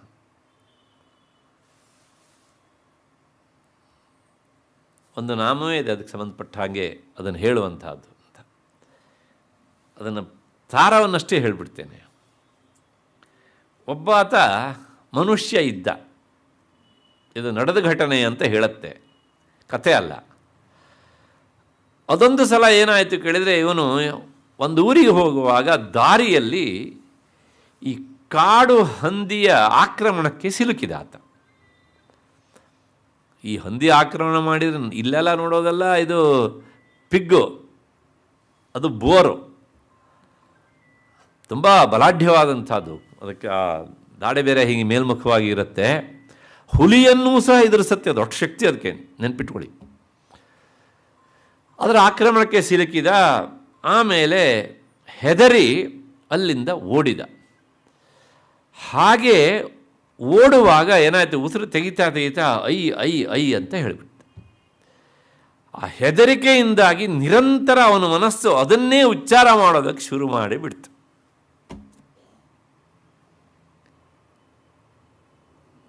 ಆಮೇಲೆ ಯಾರು ನೋಡಿದ್ರು ಅವನನ್ನು ಅದನ್ನೇ ಹೇಳ್ತಿದ್ದ, ಅಯ್ಯಲ್ಲ ಐ ಅನ್ನೋನು ಐ ಅನ್ನೋನು ಅಂತ. ಆದರೆ ಅವನು ಮಾತ್ರ ಅದನ್ನು ಹಾಗೇನೆ ಹೇಳ್ತಿದ್ದ. ಈ ಕಥೆಯ ಫಲಶ್ರುತಿಯಾಗಿ ಹೇಳುತ್ತೆ, ಅವನಿಗೆ ಜಗನ್ಮಾತೆಯ ದರ್ಶನವಾಯಿತು ಅಂತ. ಯಾಕೆ ಅಂದರೆ ಐಕಾರ ಎನ್ನುವುದು ಸಹ ಜಗನ್ಮಾತೆಯ ಬೀಜಾಕ್ಷರಗಳಲ್ಲಿ ಒಂದು. ಹಾಗೆ ಆತ ತನಗೆ ಗೊತ್ತಿದ್ದೋ ಗೊತ್ತಿಲ್ಲದೇನೋ ಅದನ್ನು ಜಪಿಸಿದ್ದರಿಂದಲೂ ಸಹ ಅವನಿಗೆ ಜಗನ್ಮಾತೆಯ ಸಾಕ್ಷಾತ್ಕಾರವಾಯಿತು. ಯಾಕೆಂದರೆ ನಾವು ಗೊತ್ತಿದ್ದು ಬೆಂಕಿಯನ್ನು ಮುಟ್ಟಿದರೂ ಸುಡುತ್ತೆ, ಇಲ್ಲಪ್ಪ ನನಗೆ ಗೊತ್ತಿಲ್ಲ ಮುಟ್ಬಿಟ್ಟೆ ಸುಡಬೇಡ ನೀನು ಅಂದರೆ ಸುಡದೇ ಇರುತ್ತೆ, ಅದು ಆಗಲೂ ಸುಡುತ್ತೆ. ಹಾಗೆಯೇ ಆ ಜಗನ್ಮಾತೆಗೆ ಸಂಬಂಧಪಟ್ಟಂಥ ಈ ಬೀಜಾಕ್ಷರ ನಾವು ಗೊತ್ತಿದ್ದು ಜಪಿಸಿದರೆ ಶೀಘ್ರ ಫಲ, ಗೊತ್ತಿಲ್ಲದೆ ಜಪಿಸಿದರೆ ನಿಧಾನವಾದ ಫಲ. ಆದರೆ ಫಲ ಅಂತೂ ಗ್ಯಾರಂಟಿ ಅಷ್ಟೇ. ಯಾಕೆಂದರೆ ನಮಗೆ ಗೊತ್ತಿದ್ದ ದಾರಿಯಲ್ಲಿ ಹೋದರೆ ನಮ್ಮ ಡೆಸ್ಟಿನೇಷನನ್ನು ನಾವು ಬಹಳ ಬೇಗ ತಲುಪ್ತೇವೆ. ಗೊತ್ತಿಲ್ಲದೇ ಇರುವ ದಾರಿಯ ಮೂಲಕ ಹೋದರೆ ಸುತ್ತಾಕೊಂಡು ಹೋಗ್ತೇವೆ ಅಲ್ವಾ? ಹಾಗೆಯೇ ಇದು ಜಗನ್ಮಾತೆಯ ಬೀಜಾಕ್ಷರ ಅಂತ ತಿಳಿದು ಹಾಗೆ ಅದು ಒಂದನ್ನೇ ಜಪಿಸಿದರೂ ಸಹ ಅವನಿಗೆ ಸಿದ್ಧಿ ಆಗತ್ತೆ ಅನ್ನೋದನ್ನು ಲಲಿತಾ ಸಹಸ್ರನಾಮ ಹೇಳುತ್ತೆ. ಈ ನಾಮವೂ ಸಹ ಪರ್ಯಾಯವಾಗಿ ನಮಗೆ ತಿಳಿಸುತ್ತೆ. ಈಗ ನೀವು ಕೇಳಬಹುದು, ಅಲ್ಲ ಇದು ಹೇಗೆ ಸಾಧ್ಯ ಅಂತ. ಲಲಿತಾ ಸಹಸ್ರನಾಮದಲ್ಲೇ ಬಂದಿದೆ, ವರ್ಣರೂಪಿಣಿ, ಸರ್ವವರ್ಣೋಪಶೋಭಿತ ಇತ್ಯಾದಿ ಎಲ್ಲ ನಾಮಗಳನ್ನು ನಾವು ನೋಡ್ತೇವೆ. ಅಂದರೆ ಪ್ರತಿಯೊಂದು ಅಕ್ಷರವೂ ಸಹ ಆಕೆಯ ಅವಯವಗಳು. 50 ವರ್ಣರೂಪಿಣಿ ಮಾತೃಕಾ ಅಕಾರಾದಿ ಕ್ಷಕಾರಾಂತಹ ವರ್ಣಾ ಮಾತೃಕಾ. ಅಕಾರದಿಂದ ಹಿಡಿದು ಕ್ಷಕಾರದವರೆಗೆ ಇರುವ 50 ಅಕ್ಷರಗಳನ್ನು ತಂತ್ರಶಾಸ್ತ್ರದಲ್ಲಿ ಮಾತೃಕಾ ಎನ್ನುವಂಥ ಶಬ್ದದಿಂದ ಕರೆದಿದ್ದಾರೆ. ಹಾಗಾಗಿ ಮಾತೃಕಾ ವರ್ಣರೂಪಿಣಿ ಅವಳು. ಆ ಅಕ್ಷರ, ಪ್ರತಿಯೊಂದು ಅಕ್ಷರವೂ ಸಹ ಅವಳ ಸ್ವರೂಪ, ಅವಳ ಅವಯವ ಅಂತ ಆದಮೇಲೆ ನೀವು ಯಾವ ಅಕ್ಷರವನ್ನು ಹೇಳಿ ಜಪಿಸಿದರೂ ಸಹ ಅದು ಅವಳ ನಾಮ ಅನುಷ್ಠಾನ ಆಗ್ತದೆ. ಆದ್ದರಿಂದ ಅವಳು ಏಕಾರ ರೂಪ, ಪಂಚದಶಾಕ್ಷರಿ ಮಂತ್ರದ 2ನೆಯ ವರ್ಣವಾದ ಏಕಾರ ರೂಪದಲ್ಲಿ ಇರುವವಳು. ಆಯಿತು, ಇಲ್ಲಿ ಈ ನಾಮದ ವಿವರಣೆ ಆಯಿತು ಅಂತ ಅಂದ್ಕೊಳ್ಳೋಣ. ಮುಂದಿನದು ಮತ್ತೆ ಪುನಃ ಬಂತು, ಏಕಾಕ್ಷರಿಯೈ ನಮಃ ಅಂದರೆ ಒಂದೇ ಅಕ್ಷರದವಳಾಗಿರುವವಳು. ಇದೆಲ್ಲ ಬಹಳ ಅದ್ಭುತವಾದಂಥ ವಿಚಾರವನ್ನು ಹೇಳುವ ನಾಮಗಳು. ಮಂತ್ರಶಾಸ್ತ್ರದ ಸ್ವಲ್ಪ ಹಿನ್ನೆಲೆ ಗೊತ್ತಿರಬೇಕು. ಏಕಾಕ್ಷರಿ, ಒಂದೇ ಅಕ್ಷರವಂತೆ. ತುಂಬ ಅರ್ಥ ಉಂಟು ಈ ನಾಮಕ್ಕೆ, ಕೆಲವು ಮಾತ್ರ ಅರ್ಥ ಹೇಳ್ತೇನೆ. ಏಕಾಕ್ಷರಿ ಅಂದರೆ ಏನು ಅಂದರೆ, ಇತಿ ಬ್ರಹ್ಮ, ಅಕಾರ ಉಂಟಲ್ಲ, ಒಂದೇ ಅಕ್ಷರ. ಬ್ರಹ್ಮತತ್ವವನ್ನು ಹೇಳುವುದಕ್ಕೆ ಇರುವ ಒಂದು ಅಕ್ಷರ ಅ. ಒಪ್ಕೊಳ್ಳೋಣ. ಇದನ್ನು ಹೇಳಿದಾಗ ಮತ್ತು ನಂಗೆ ಇನ್ನೊಂದು ಸಂದರ್ಭ ನೆನಪಿಗೆ ಬರುತ್ತೆ. ಇದಕ್ಕೆ ಸಂಸ್ಥೆಯಲ್ಲಿ ಅಂಜಲಿ ಅಂತ ಕರೀತಾರೆ. ಹೀಗೆ ಅಂಜಲಿ ಬದ್ಧನಾಗಿ ಅಂತ ಹೇಳ್ತಾರಲ್ಲ, ಹೀಗೆ. ಯಾಕೆ ಹೇಳಬೇಕು ಅದನ್ನು ಅಂದರೆ, ಆ ಅಕಾರ ವರ್ಣ ವಾಚ್ಯನಾದ ಪರಮಾತ್ಮನನ್ನು ಜಲ ಎತ್ತಿ ಒಂದು ಸಲ ಭಕ್ತಿಯಿಂದ ಕೈ ಮುಗಿದರೆ ಅವನು ಕರೆಗೆ ಹೋಗ್ತಾನಂತೆ. ಈ ಕ್ರಿಯೆಯಿಂದ, ಭಕ್ತಿಯಿಂದ. ಇದನ್ನು ಅಂಡರ್ಲೈನ್ ಇದಕ್ಕೆ. ಆದರೆ ನಾವು ಏನು ಮಾಡ್ತೇವೆ ಕೇಳಿದ್ರೆ, ಕೈ ಮುಗಿತೇವೆ, ಮನಸ್ಸು ಸೇರುವುದಿಲ್ಲ ಅಲ್ವಾ? ಹಾಗಾಗಿ ಆ ಅಕಾರ ರೂಪಿಣಂ ಪರಮಾತ್ಮಾನಂ ಜಲಯತಿ ದ್ರವೀಕರೋತಿ. ಜಲ ಅಂದರೆ ನೀರು, ಅಷ್ಟರ ಮಟ್ಟಿಗೆ ಕರಗಿಸ್ಬಿಡುತ್ತಂತೆ. ಅದಕ್ಕೋಸ್ಕರ ಈ ಕ್ರಿಯೆಗೆ ಅಂಜಲಿ ಅಂತ ಹೆಸರು. ಹೀಗೆ ಸಂದರ್ಭ ಬಂದಿದ್ದಕ್ಕೆ ಹೇಳಿದೆ ಇದನ್ನಷ್ಟೇ. ಅಕಾರ ಪರಮಾತ್ಮನನ್ನು ತಿಳಿಸುವಂಥ ಒಂದು ಏಕಾಕ್ಷರ. ಆದರೆ ಈ ಎಲ್ಲ ವರ್ಣ ಸಮುದಾಯದಲ್ಲಿ ಇಲ್ಲದೇ ಇರುವಂಥ ಇನ್ನೊಂದು ಅಕ್ಷರ ಉಂಟು. ನೀವು ಕೇಳಿರಬೇಕು ಪ್ರಾಯಶಃ. ಓಂ ಅಂತ ಕರೀತಾರೆ ಅದನ್ನು. ವರ್ಣಮಾಲೆಯಲ್ಲಿ 16 ಸ್ವರಗಳು, ಅದಾದಮೇಲೆ ಮತ್ತು ಪುನಃ 34 ವ್ಯಂಜನಗಳು. ಇಲ್ಲೆಲ್ಲರೂ ಓಂಕಾರ ಉಂಟಾ? ನೋಡಿ, ನೋಡೋಣ, ಹುಡುಕಿ. ಉಂಟಾ? ಈ ಎಲ್ಲ ವರ್ಣ ಸಮುದಾಯದಿಂದ ಪೃಥಕ್ಕಾಗಿ ಪ್ರತ್ಯೇಕವಾಗಿರುವಂಥ ಒಂದು ಅಕ್ಷರ ಇದ್ದರೆ ಅದು ಓಂಕಾರ.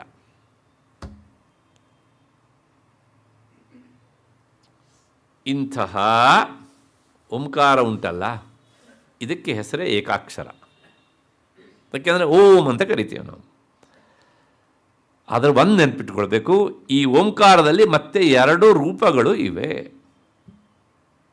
ಯಾವ್ಯಾವುದು ಅಂದರೆ, ನಾನು ಹಿಂದೆ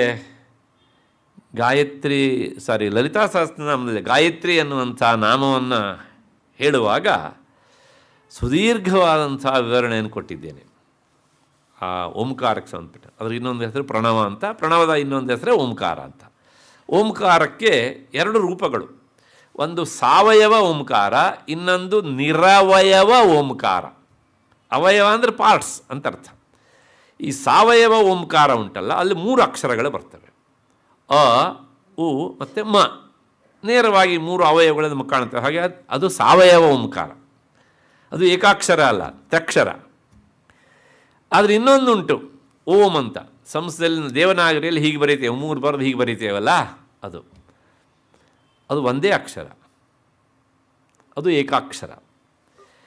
ಸಾವಯವ ಓಂಕಾರ ಏನು ಹೇಳುತ್ತೆ ಅಂದರೆ ಸಗುಣ ಬ್ರಹ್ಮವನ್ನು ಹೇಳುತ್ತದೆ. ಅಂದರೆ ಸರ್ವಶಕ್ತಿಮತ್ವ, ಅವನ ಸರ್ವಜ್ಞತ್ವ ಎಲ್ಲವನ್ನೂ ಒಳಗೊಂಡಂಥ ಪರಮಾತ್ಮ ಅಂತ ಹೇಳುತ್ತೆ.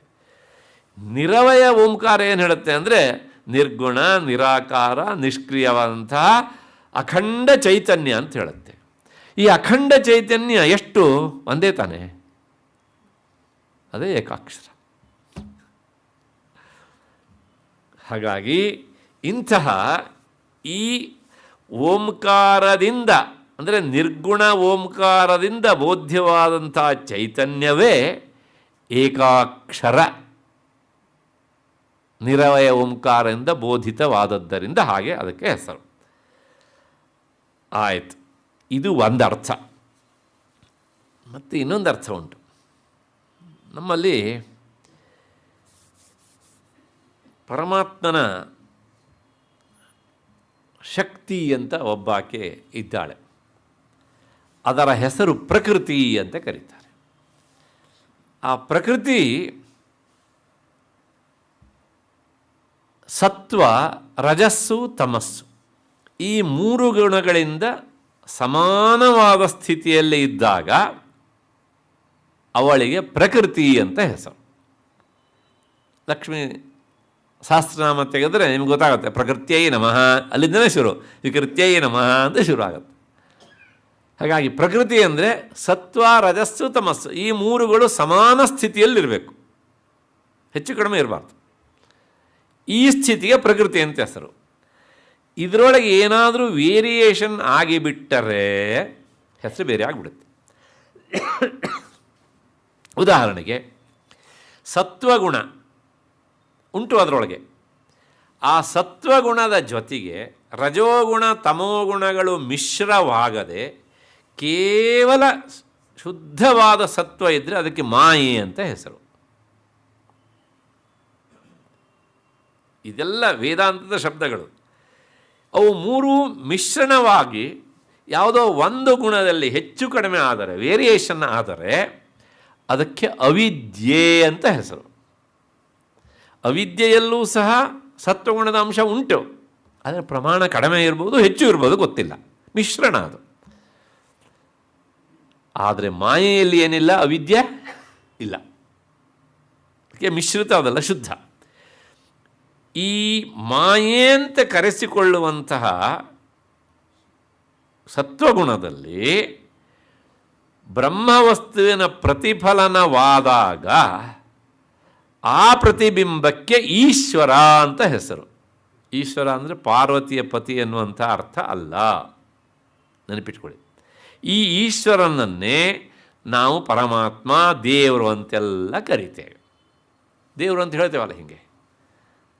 ಆ ದೇವರು ಯಾರಂದರೆ ಈಶ್ವರನೇ. ಅಂದರೆ ಬ್ರಹ್ಮವಸ್ತುವಿನ ಚೈತನ್ಯ ಶುದ್ಧ ಸತ್ವಗುಣದಲ್ಲಿ ಪ್ರತಿಫಲನಗೊಂಡಾಗ ಅದರ ಹೆಸರು ಈಶ್ವರ.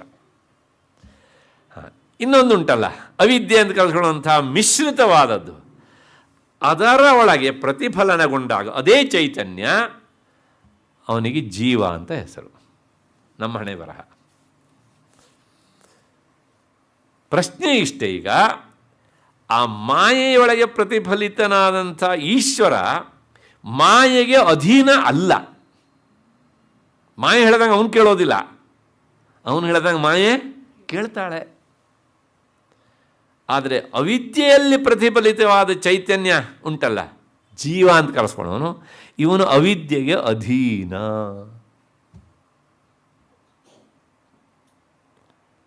ಪೂರಾ ವೇದಾಂತವೇ. ಇವನು ಹೇಳ್ದಂಗೆ ಅವಿದ್ಯೆ ಕೇಳೋದಿಲ್ಲ, ಅವಿದ್ಯೆ ಹೇಳ್ದಂಗೆ ಇವನು ಕೇಳ್ತಾನೆ. ತಾತ್ಪರ್ಯ ಏನಾಯಿತು? ಈಶ್ವರ ಮಾಯೆಗೆ ಪ್ರಭು, ಜೀವ ಅವಿದ್ಯೆಗೆ ಅಧೀನ. ಹಾಗಾಗಿ ನಾವು ಅಂದ್ಕೊಂಡಿದ್ದು ಯಾವುದೂ ಆಗೋದೇ ಇಲ್ಲ ಬಹಳಷ್ಟು ಸಲ. ಇಷ್ಟು ಹಿನ್ನೆಲೆಯಲ್ಲಿ ಈಗ ಮತ್ತೆ ಪುನಃ ವಿಷಯಕ್ಕೆ ಬರೋಣ. ಏನು ಹೇಳ್ದಂಗಾಯಿತು? ಅವಿದ್ಯೆಯಲ್ಲೂ ಸಹ ಸತ್ವಗುಣ ಮಾಯೆಯ ಅಂಶ ಉಂಟು. ನಾನು ಆಗ್ತಾನೆ ಹೇಳಿದೆ ಅದನ್ನು. ಆ ಶುದ್ಧ ಚೈತನ್ಯ ಉಂಟಲ್ಲ, ಅವಿದ್ಯೆಯದ ಅಲ್ಲಾದರೂ ಇರಲಿ, ಈಶ್ವರನಲ್ಲಾದರೂ ಅಥವಾ ಮಾಯೆಯಲ್ಲಾದರೂ ಇರಲಿ, ಅದರ ಎರಡರಲ್ಲೂ ಇರುವಂಥ ಶುದ್ಧ ಚೈತನ್ಯ, ಬ್ರಹ್ಮವಸ್ತು ಅಂತ ಕರೆಯುವಂಥ ಚೈತನ್ಯ ಎಷ್ಟಾಯಿತು? ಒಂದೇ. ಆ ರೂಪದಲ್ಲಿ ಇರುವುದಂಥ ಅದಕ್ಕೆ ಒಂದೇ ಹೆಸರು ಚೈತನ್ಯ ಅಂತ. ಹಾಗಾಗಿ ಏಕಾಕ್ಷರಿಯೇ ನಮಃ. ಅದಕ್ಕೋಸ್ಕರಲೇ ಒಂದು ಓಂಕಾರದ ಹಿನ್ನೆಲೆಯಲ್ಲಿ ಹೇಳಿದೆ, ಇನ್ನೊಂದು ಮತ್ತು ಪುನಃ ಈ ಅವಿದ್ಯೆ ಮತ್ತು ಮಾಯೆಯ ಹಿನ್ನೆಲೆಯಲ್ಲಿ ಹೇಳಿದ್ದು. ಇದನ್ನೇ ಅಖಂಡ ಚೈತನ್ಯ ಅಂತ ಕರೀತಾರೆ. ಅಖಂಡ ಚೈತನ್ಯ ಒಂದೇ. ಆ ಒಂದು ಅನ್ನೋದನ್ನು ಏಕಾಕ್ಷರ ಅಂತ ಕರೀತಾರೆ. ಅಷ್ಟು ಹಿನ್ನೆಲೆಯಲ್ಲಿ ಈ ಒಂದು ಸಂಶಯ. ಹಾಗಿದ್ರೆ ಅದು ಗಂಡು ಅದು ಹೆಣ್ಣು? ಉಪನಿಷತ್ತು ಹೇಳುತ್ತೆ ಸಚ್ಚಿನ್ಮಯ, ಅದು ಚಿತ್, ಕೇವಲ ಅರಿವು. ಆ ಶುದ್ಧ ಅರಿವನ್ನು ನೀವು ಗಂಡು ಅಂತಲೂ ಹೇಳೋಕ್ಕಾಗೋದಿಲ್ಲ, ಹೆಣ್ಣು ಅಂತಲೂ ಹೇಳೋದಕ್ಕಾಗೋದಿಲ್ಲ. ಹೇಳಲಿಕ್ಕೆ ಆಗೋದಿಲ್ಲ ಅಂತ ಹೇಳಿ ಆದಮೇಲೆ ನೀವು ಯಾವುದ್ರ ಮೂಲಕನಾದ್ರೂ ಹೇಳ್ಬೋದು ಅಲ್ವಾ? ಅದಕ್ಕೋಸ್ಕರಲೇ ಉಪನಿಷತ್ತು ಹೇಳುತ್ತೆ ಪರಮಾತ್ಮ ಹೆಣ್ಣು ಗಂಡು. ನಮ್ಮಲ್ಲಿ ಭಾಳಷ್ಟು ಜನ ಹೇಳ್ತಾರೆ, ನಮ್ಮ ಜಾತಿಯವರು, ಇಲ್ರಿ ಅವನು ಗಂಡು, ಪರಮಾತ್ಮ ಅಂತ ಉಂಟು ಕಣ್ರಿ, ನಮ್ಮ ಜಾತಿಯವನು ಅಂತ. ಇಷ್ಟು ಹೇಳಿದಾಗ ಮಹಿಳಾ ಮಂಡಳಿಯವರು ಸುಮ್ಮನೆ ಇರ್ತಾರಾ? ಅವರು ಇಲ್ಲ, ಅವನು ನಮ್ಮ ಜಾತಿಯವನು, ಹಾಗೆ ಸರ್ ಅವಳು ದೇವಿ ಅಂತ ಕರೆಯೋದು ನಾವು ಹೀಗೆ ಅಂತ. ಗಂಡು ಅಲ್ಲ, ಹೆಣ್ಣು ಅಲ್ಲ. ನೈವ ಸ್ತ್ರೀ, ಅವನು ಹೆಣ್ಣಲ್ಲ. ಇದ್ರ ಗಂಡ ನ ಪುಮಾನೇಶಃ, ಗಂಡು ಅಲ್ಲ. ಈ ಕುಳಿತವರಿಗೆ ಸಂಶಯ ಬರ್ತದೆ. ಹೆಣ್ಣು ಅಲ್ಲ, ಗಂಡು ಅಲ್ಲ, ಅವನು ನಪುಂಸಕ, ಹೋಲೆಲ್ಲ ಯುನಕ್ಕನು ಗೊತ್ತು. ಮುಂದೆ ಬರೋರು ಹೀಗೆಲ್ಲ ವಿಚಾರ ಮಾಡ್ತಾರೆ, ನಾವೆಲ್ಲ ಪ್ರಚಂಡ ಬುದ್ಧಿವಂತರು ನೋಡಿ ಹೀಗೆ ಅಂತ. ಹೌದಂತೆ ನೋಡಿ, ಎಲ್ಲ ಹೇಳೋದು ಶಬ್ದ ಮಾಡುತ್ತೆ. ಹಾಗಾಗಿ ನಮ್ಮ ಪ್ರಚಂಡತನಕ್ಕೆ ಅವತ್ತೇ ಉತ್ತರ ಕೊಟ್ಟಿದೆ ಉಪನಿಷತ್ತು. ನಚೈವಚ ನಪುಂಸಕಃ, ಅವನು ನಪುಂಸಕನಂತೂ ಅಲ್ವೇ ಅಲ್ಲ. ನೈವ ಸ್ತ್ರೀ ನ ಪುಮಾನೇಶಃ ನಚೈವಚ ನಪುಂಸಕಃ, ಅವನು ಗಂಡು ಅಲ್ಲ, ಹೆಣ್ಣಲ್ಲ, ನಪುಂಸಕನಂತೂ ಅಲ್ವೇ ಅಲ್ಲ. ಹಾಗಿದ್ರೆ ಮುಂದೇನಪ್ಪ? ಯದ್ಯಚ್ಛರೀರಮಾದತ್ತೆ ತೇನ ತೇನ ಸಯುಜ್ಯತೆ. ಯಾವ ಯಾವ ಶರೀರವನ್ನು ಧರಿಸ್ತಾನೋ ಅವನು ಅಂತ ಹೇಳಬೇಕೋ ಅವಳು ಅಂತ ಹೇಳಬೇಕೋ ಗೊತ್ತಿಲ್ಲ, ಅದು ಅಂತ ಹೇಳ್ಬಿಡೋಣ. ಅದು ಹೇಳೋಕ್ಕಾಗೋದಿಲ್ಲ. ಯಾಕೆ ನಪುಂಸಕ ಅಲ್ಲ ಅಂತ ಹೇಳಿದ್ರೆ ಇರ್ತಾನೆ ನೋಡಿ. ಪ್ರಶ್ನೆ ಇಷ್ಟೇ, ಯಾವುದನ್ನು ಶಬ್ದದ ಮೂಲಕ ಹೇಳಲಿಕ್ಕೆ ಆಗೋದಿಲ್ವೋ ಅದನ್ನು ಶಬ್ದದಿಂದ ತಿಳಿಸ್ಬೇಕು ಅಂತ ಆದಾಗ ಈ ಗೊಂದಲ ಇದ್ದೇ ಇರ್ತದೆ. ಪ್ರಾಮಾಣಿಕ ಒಪ್ಕೊಬಿಡ್ಬೇಕು ನಾವು ಅದನ್ನು, ಅಲ್ವಾ? We cannot explain that through the words. ಹಾಗಿದ್ರೆ ಅದಕ್ಕೋಸ್ಕರ ದಕ್ಷಿಣಾಮೂರ್ತಿ ಹೇಳೋದು ಮೌನಂ ವ್ಯಾಖ್ಯ, ಮೌನವೇ ಭಾಷೆ ಅದಕ್ಕೆ ಅಂತ. ಇರಲಿ, ಯದ್ಯಚ್ಛರೀರಮಾದತ್ತೆ, ಯಾವ ಯಾವ ಶರೀರ ಆ ಚೈತನ್ಯ ಜೊತೆಗೆ ಅಂಟ್ಕೊಳ್ಳುತ್ತೋ ಆ ಶರೀರಕ್ಕೆ ಲಿಂಗ ಇರುತ್ತೆ. ಪ್ರಾಣಿ ಇರಲಿ, ಮನುಷ್ಯ ಇರಲಿ, ಪಶುವರ್ಗಗಳಾದರೂ ಇರಲಿ. ಹೆಣ್ಣು ಗಂಡು ಅನ್ನುವಂಥ ತೀರ್ಮಾನ ದೇಹದಲ್ಲಿ ಅಷ್ಟೇ ಹೊರತು ಚೈತನ್ಯಕ್ಕಲ್ಲ. ಐ ಥಿಂಕ್ ಕ್ಲಿಯರ್ ಆಗಿದೆ ಅಂತ ಅಂದ್ಕೊಂಡಿದ್ದೇನೆ. ಆ ಹೆಣ್ಣಿನ ದೇಹದಲ್ಲಿದ್ದರೆ ಅವಳು ದೇಹಿ, ದೇವಿ ಅಂತ ಕರೆಸ್ಕೊಳ್ತಾಳೆ. ಪುಮಾನ ದೇಹದಲ್ಲಿ, ಗಂಡಾದ ದೇಹದಲ್ಲಿ ಇದ್ದರೆ ಪರಮಾತ್ಮ ಅಲ್ವಾ? ಯಾರು ಅಲ್ಲೇ ನಿಲ್ತಾರೋ ಅವರಿಗೆ ಜಟಾಪಟಿ, ಇಲ್ಲ ಅವನು ಗಂಡು ಅವಳು ಹೆಣ್ಣು ಅಂತ. ಇದನ್ನು ದಾಟಿ ಯಾರು ಮುಂದೆ ಹೋಗ್ತಾರೋ ಅವ್ರು ಈ ಜಗಳ ಮಾಡಿಕೊಂಡು ನೋಡ್ತಾ ತಮಾಷೆ ನೋಡ್ತಾ ಇರ್ತಾರೆ. ಯಾಕೆಂದರೆ ಈಸ್ ದ ಸಾಕ್ಷಿ. ಅವನು ನಿರ್ಗುಣ, ನಿರಾಕಾರ, ನಿಷ್ಕ್ರಿಯ. ಹಾಗಿದ್ದದ್ರಿಂದಲೇ ಅವನು ಹೆಣ್ಣಾಗಿಯೂ ಕಾಣ್ತಾನೆ, ಗಂಡಾಗಿಯೂ ಕಾಣ್ತಾನೆ. ನಾನು ಯಾವಾಗಲೂ ಹೇಳ್ತಾ ಇರ್ತೇನೆ, ಯಾವುದು ನಿರ್ಗುಣ, ನಿರಾಕಾರ, ನಿಷ್ಕ್ರಿಯವಾಗಿರುತ್ತೋ ಅದು ಸಗುಣ, ಸಾಕಾರ, ಸಕ್ರಿಯ ಆಗೇ ಆಗ್ತದೆ. ಹೇಗೆ ಅಂತಂದರೆ ಒಂದು ಪ್ರಸಿದ್ಧವಾದ ಉದಾಹರಣೆ ಕೊಡ್ತಾ ಇರ್ತೇನೆ ನಾನು ಆವಾಗ. ಈಗ ನೋಡಿ, ನೀವು ಪಾಯಸ ಮಾಡ್ತೀರಿ, ಆ ಪಾಯಸಕ್ಕೆ ನೀರು ಹಾಕ್ತೀರಿ, ಹೌದಾ ಅಲ್ವಾ? ನೀರಿಗೆ ರುಚಿ ಉಂಟಾ? ಇಲ್ಲ. ಹೋಗಲಿ, ಬಣ್ಣ ಉಂಟಾ? ನಿಜವಾದ ಬಣ್ಣವೂ ಇಲ್ಲ. ಅದಕ್ಕೆ ಭಾಸ್ವರ ಶುಕ್ಲ ತೇಜಸ್ಸು ಅಂತ ಹೇಳುತ್ತೆ ಶಾಸ್ತ್ರ. ಆದರೂ ಸಹ ಅದು ಪೂರ್ತಿ ಸಮ್ಮತವಾದದ್ದು ಅಲ್ಲ, ಬಣ್ಣವೂ ಇಲ್ಲ. ಈಗ ನೀವು ಪಾಯಸ ಹಾಕಿ ನೀರು ಹಾಕ್ತಿರಲ್ಲ ಪಾಯಸಕ್ಕೆ. ಈ ಪ್ರಶ್ನೆ ಇಷ್ಟೇ, ಪಾಯಸ ಆದ ಮೇಲೆ ಆ ನೀರು ಸಹ ಪಾಯಸ ಅಂತಲೇ ಕರೆಸ್ಕೊಳ್ಳುತ್ತಾ ಇಲ್ವಾ? ಕರೆಸ್ಕೊಳ್ಳುತ್ತೆ ಅಲ್ವಾ? ಹೌದು ತಾನೇ? ಆಯಿತು. ಈಗ ಅಲ್ಲಿಗೆ ಏನಾಯಿತು ಕೇಳಿದರೆ, ನೀರು ಪಾಯಸ ಆಯಿತು, ಒಪ್ಕೊಳ್ಳೋಣ. ತಿಳಿ ಸಾರು ಮಾಡಿಬಿಟ್ರಪ್ಪ. ಅದರ ಹೆಸರೇನು? ತಿಳಿ ಸಾರು. ಅದರಲ್ಲಿ ಇದ್ದಿದ್ದೇ ನೀರು. ಹೌದು ಅಲ್ವಾ? ಆದರೆ ಏನು ರುಚಿಯಾಗಿದೆ ಅಂತ ಸರ್ಟಿಫಿಕೇಟ್ ಕೊಟ್ಟಿದ್ದು ನಾವು ಅಲ್ವಾ? ಅದನ್ನಿಟ್ಕೊಂಡೆ ಬೇರೆಯವರು ಈ ತಿಳಿ ಸಾರು ಊಟ ಮಾಡೋನು ಟೀಕಾ ಮಾಡಿದ್ದು. ಅವ್ರು ತಿನ್ನುವ ಸಾಂಬಾರದಲ್ಲೂ ನೀರಿರ್ತದೆ ಅನ್ನೋದು ಮರ್ತೋಗ್ಬಿಡ್ತದೆ. ಪ್ರಶ್ನೆ ಇಷ್ಟೇ, ನೀವು ತಿಳಿಸಾರು ಅಂತ ಕರೆದಾಗ್ಲೂ ಸಹ ಅಲ್ಲಿ ಇದ್ದಿದ್ದು ಯಾವುದು? ವಾಸ್ತವಿಕವಾಗಿ ನೀರೇ. ಆ ನೀರೇ ತಿಳಿಸಾರು ಅಂತ ಕರೆಸ್ಕೊಳ್ತು. ಸ್ವಲ್ಪ ಇನ್ನೊಂದು ಉದಾಹರಣೆಗೆ ಹೋಗೋಣ. ಟೀ ಮಾಡ್ತೀರಿ ಅಲ್ವಾ? ಆ ಟೀ ಮಾಡಿದಾಗ ಅದಕ್ಕೆ ಆ ಟೀ ಪೌಡ್ರ್ ಹಾಕ್ತೀರಿ, ಆಮೇಲೆ ಹಾಲನ್ನು ಹಾಕ್ತೀರಿ, ನೀರನ್ನು ಮೊದಲೇ ಹಾಕಿರ್ತೀರಿ. ಹೌದಾನೆ? ಆ ನೀರೀಗ ಏನಂತ ಕರೆಸ್ಕೊಳ್ಳುತ್ತೆ? ಟೀ ಅಂತ ಕರೆಸ್ಕೊಳ್ಳುತ್ತೆ. ವಾಸ್ತವಿಕವಾಗಿ ಅಲ್ಲಿ ಹಾಲು ಸಕ್ಕರೆ ಅಂಶಕ್ಕಿಂತ ನೀರೇ ಜಾಸ್ತಿ ಇರೋದು. ಆದರೆ ನಿಮ್ಮ ಸ್ವಲ್ಪ ನೀರು ಮಾಡಿಕೊಡ್ಲಾ ಅಂತ ಯಾರು ಕೇಳ್ತಾರ?